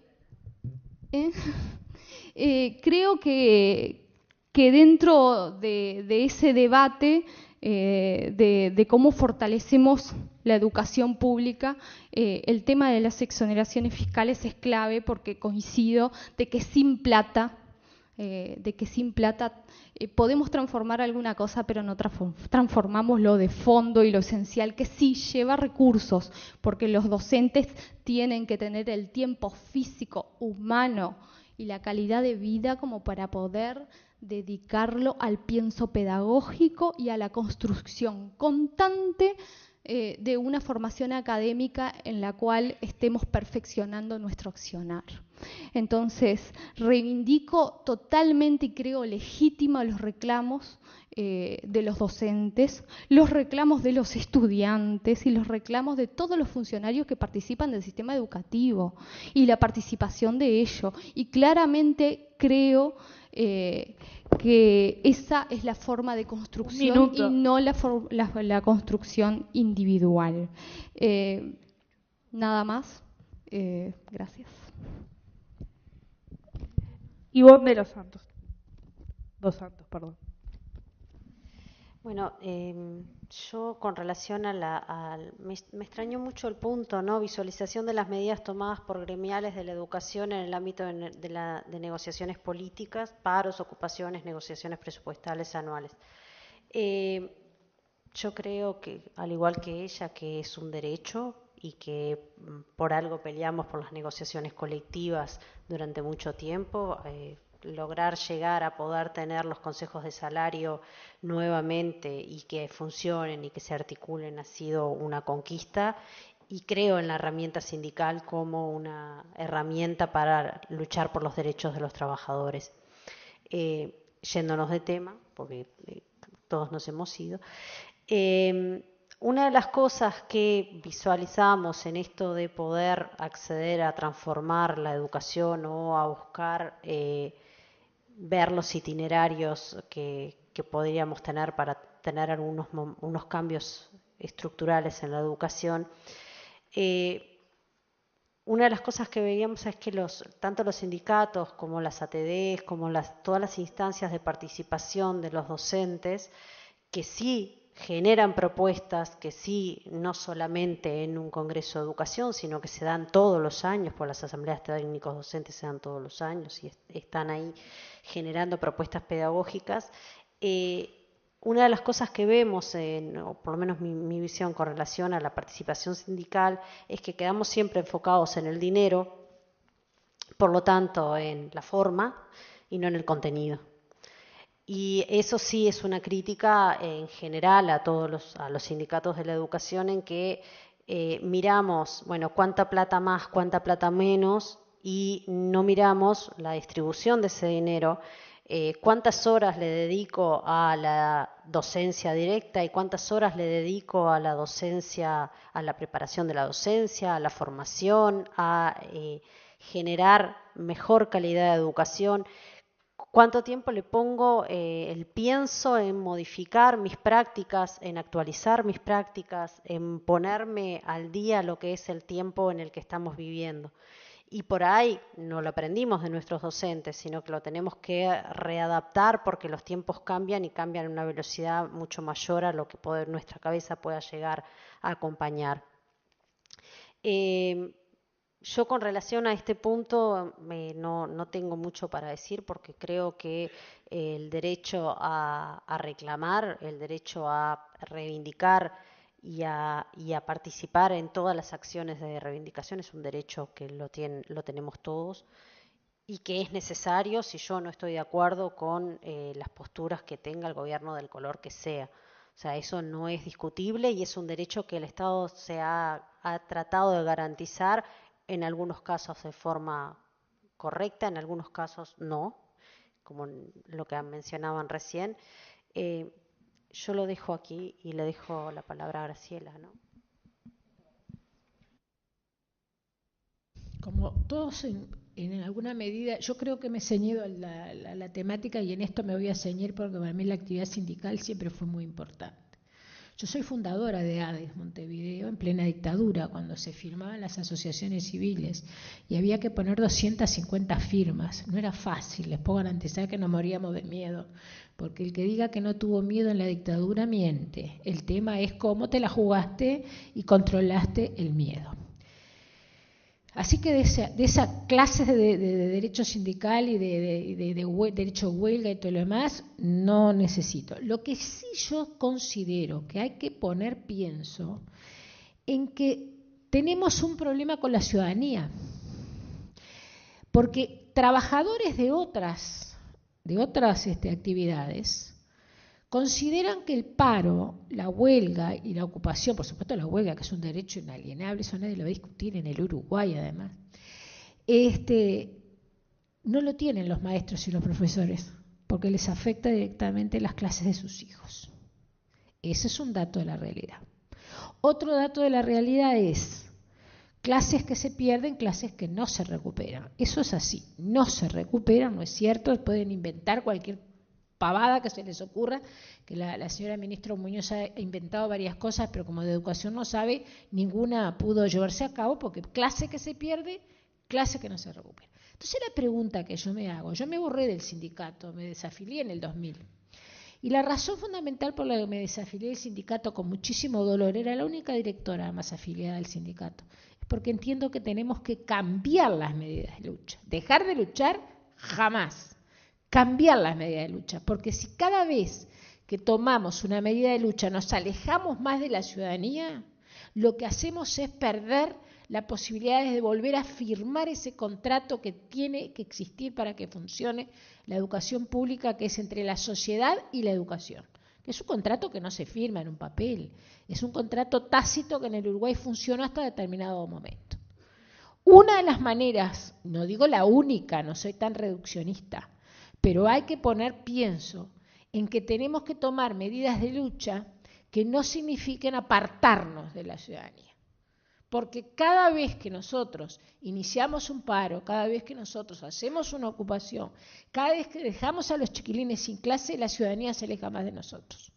Seguramente la ciudadanía se aleja más de nosotros y hay estudios de opinión y todo lo que ustedes quieran al alcance, y esta es una casa ideal para los estudios y los estudios serios. Yo con esto estoy cuestionando las medidas de lucha, no, digo que hay que ver si las que estamos adoptando son las más eficaces y las más eficientes para el derecho de los trabajadores, sin ninguna duda, pero también para el derecho de los estudiantes, porque nuestra actividad es una actividad diferente a las otras.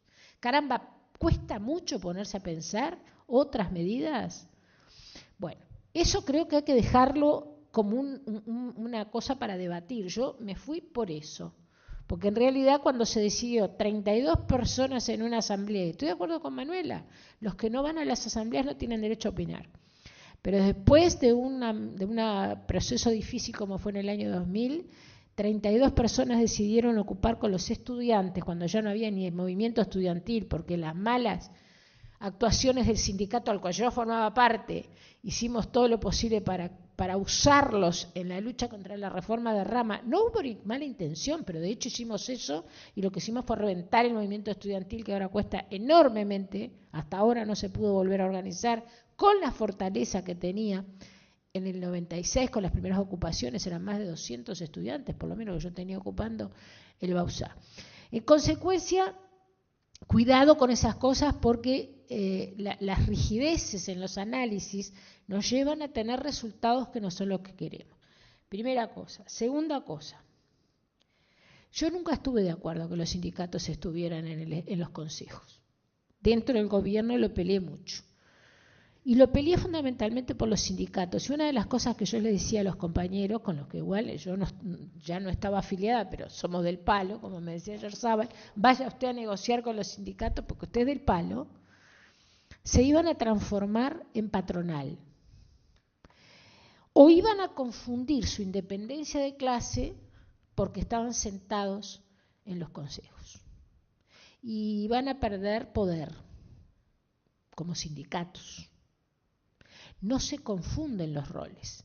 El sindicato tiene el rol que le corresponde como movimiento sindical, no como autoridad de la educación. Porque ¿qué ha pasado en estos años? Han perdido independencia de clase. Nosotros hemos asistido en forma permanente y sistemática desde el Parlamento a un enfrentamiento entre el movimiento sindical organizado y los representantes sindicales en los consejos con el propio gobierno, con el cual han perdido siempre. Porque nunca vi en toda mi historia de vida, tengo 63 años, que se declarara la esencialidad en forma serial. Serial, nunca lo vi. Y miren que pasé gobiernos autoritarios, yo pasé el Pachecato, era estudiante, en la dictadura ya había terminado obviamente bachillerato y ingresé a la universidad, pero les puedo garantizar que nunca vi un manejo tan discrecional y tan malo, además porque los resultados siempre le fueron en contra del gobierno y los alejaron de los trabajadores, que fue la esencialidad. No solamente en educación, sino en las cuartas medidas de esencialidad, incluyendo el otro día la de la salud. Con respecto a la negociación, quiero aclarar una cosa con respecto a la independencia de clase, que es lo que nunca tiene que perder el movimiento sindical y no se tiene que meter en el gobierno, tiene que estar en su lugar, reclamando lo que tiene que reclamar. El artículo 650 del presupuesto del 2015, miren, hay artículos que a mí no se me van a borrar nunca de la cabeza y eso que no tengo muy buena memoria y sobre todo a esta altura de la noche. Pero el artículo 650 de la ley de presupuesto del año 2015 hay que buscarlo y encuadrarlo. Fue la primera vez en mi larga vida que se puso en una ley una extorsión al movimiento sindical, a todo el sindicato de la educación. Es decir, a FENAPES en especial y por supuesto a la FUNTEP, o sea, al sindicato de maestros y bueno, y el sindicato, en el caso de los maestros están los funcionarios no docentes y docentes en el mismo sindicato, en el caso de secundaria están separados. El artículo 650 por Google llegan fácil, creo que se mantuvo el 650 después que vino del Senado. Les dice claramente, miren, no aceptan esto que le damos, que todavía ahora están cumpliendo el convenio, porque si nosotros no conseguíamos los 200 millones de pesos rascando el balde, porque la verdad es que ya no sabíamos dónde rascar en la Comisión de Presupuesto para sacar un mango, no se podía cumplir ese convenio colectivo que estableció o aceptan esto o nada. Y yo no sé si a ustedes les llegó la noticia, porque fue una noticia. El actual ministro de Trabajo, el ministro Murro, que la verdad que yo lo conocí de dirigente sindical de La Madera, ahora lo veo y digo es la peor de las patronales, porque el que extorsionó al gremio, a los gremios docentes, poniendo la amenaza de la renuncia sobre la mesa, fue Murro. Y todos sabemos que cada movimiento que se produce en cualquier gobierno, este no es una excepción, pero todo movimiento que se produce en la correlación de fuerzas trae consecuencias. Consecuencias de los que lo pagaron fue el movimiento sindical de la educación, los funcionarios docentes y no docentes de la educación. Vergüenza les tendría que dar porque no es un problema de cantidad, es un problema de actitudes, no se extorsiona a nadie, menos al movimiento sindical y sobre todo cuando se hace gárgara de ser de izquierda. La última cosa que quiero decir, porque me debe estar quedando sin tiempo, por favor, con la negociación colectiva, terminemos la payasada. Sí que se aprobó la ley de negociación colectiva en el 2009, sí que se perfeccionó más la negociación colectiva que el Uruguay tenía en el ámbito privado desde el año 43, porque vamos a estudiar las cosas como son, la historia es así. Ahora, después los gobiernos la aplican o no la aplican la ley según les convenga. Y este gobierno la puso en la ley en el ámbito público, con lo cual nos trancó, sobre todo en la educación, porque viola la autonomía. Terminamos discutiendo la elección de horas en el Ministerio de Trabajo. Es realmente de locos. Los abogados del Ministerio de Trabajo se imaginan que no entiende nada. No entiende las autoridades de la educación, como es el acto de elección de horas en la media. Imagínense lo que es discutir en una tripartita. Pero la negociación colectiva en estos últimos 3 años no se cumplió. Si ustedes escucharon a todos los sindicatos, COFE en primer lugar, pero los sindicatos de la educación también, no se cumplió la negociación colectiva. No se reunieron con los sindicatos a discutir el proyecto de rendición de cuentas. Por primera vez en la historia se presentó el proyecto ya terminó de rendición de cuentas por el Poder Ejecutivo 20 días antes del vencimiento del plazo constitucional. ¿Para qué? Para decir, basta, no se molesten porque no va a haber más nada. Y después los sindicatos fueron a la Comisión de Educación, a la Comisión de Legislación del Trabajo a quejarse que no se cumplió con la negociación colectiva. Entonces, vamos a dejar la hipocresía de lado, está muy bien que esté la ley, pero está para cumplirla. Yo prefiero que no haya una ley y haya la voluntad política de cumplirla. Si está la ley, mejor, pero además de la ley, tiene que estar la voluntad política de cumplirla. No se le toma el pelo a los trabajadores, y mucho menos un gobierno que se dice de izquierda. Gracias. Bien, agradecemos la participación de todos, incluyendo el panel que se tomó el tiempo de participar de este debate. En nombre de la baraja les damos las gracias.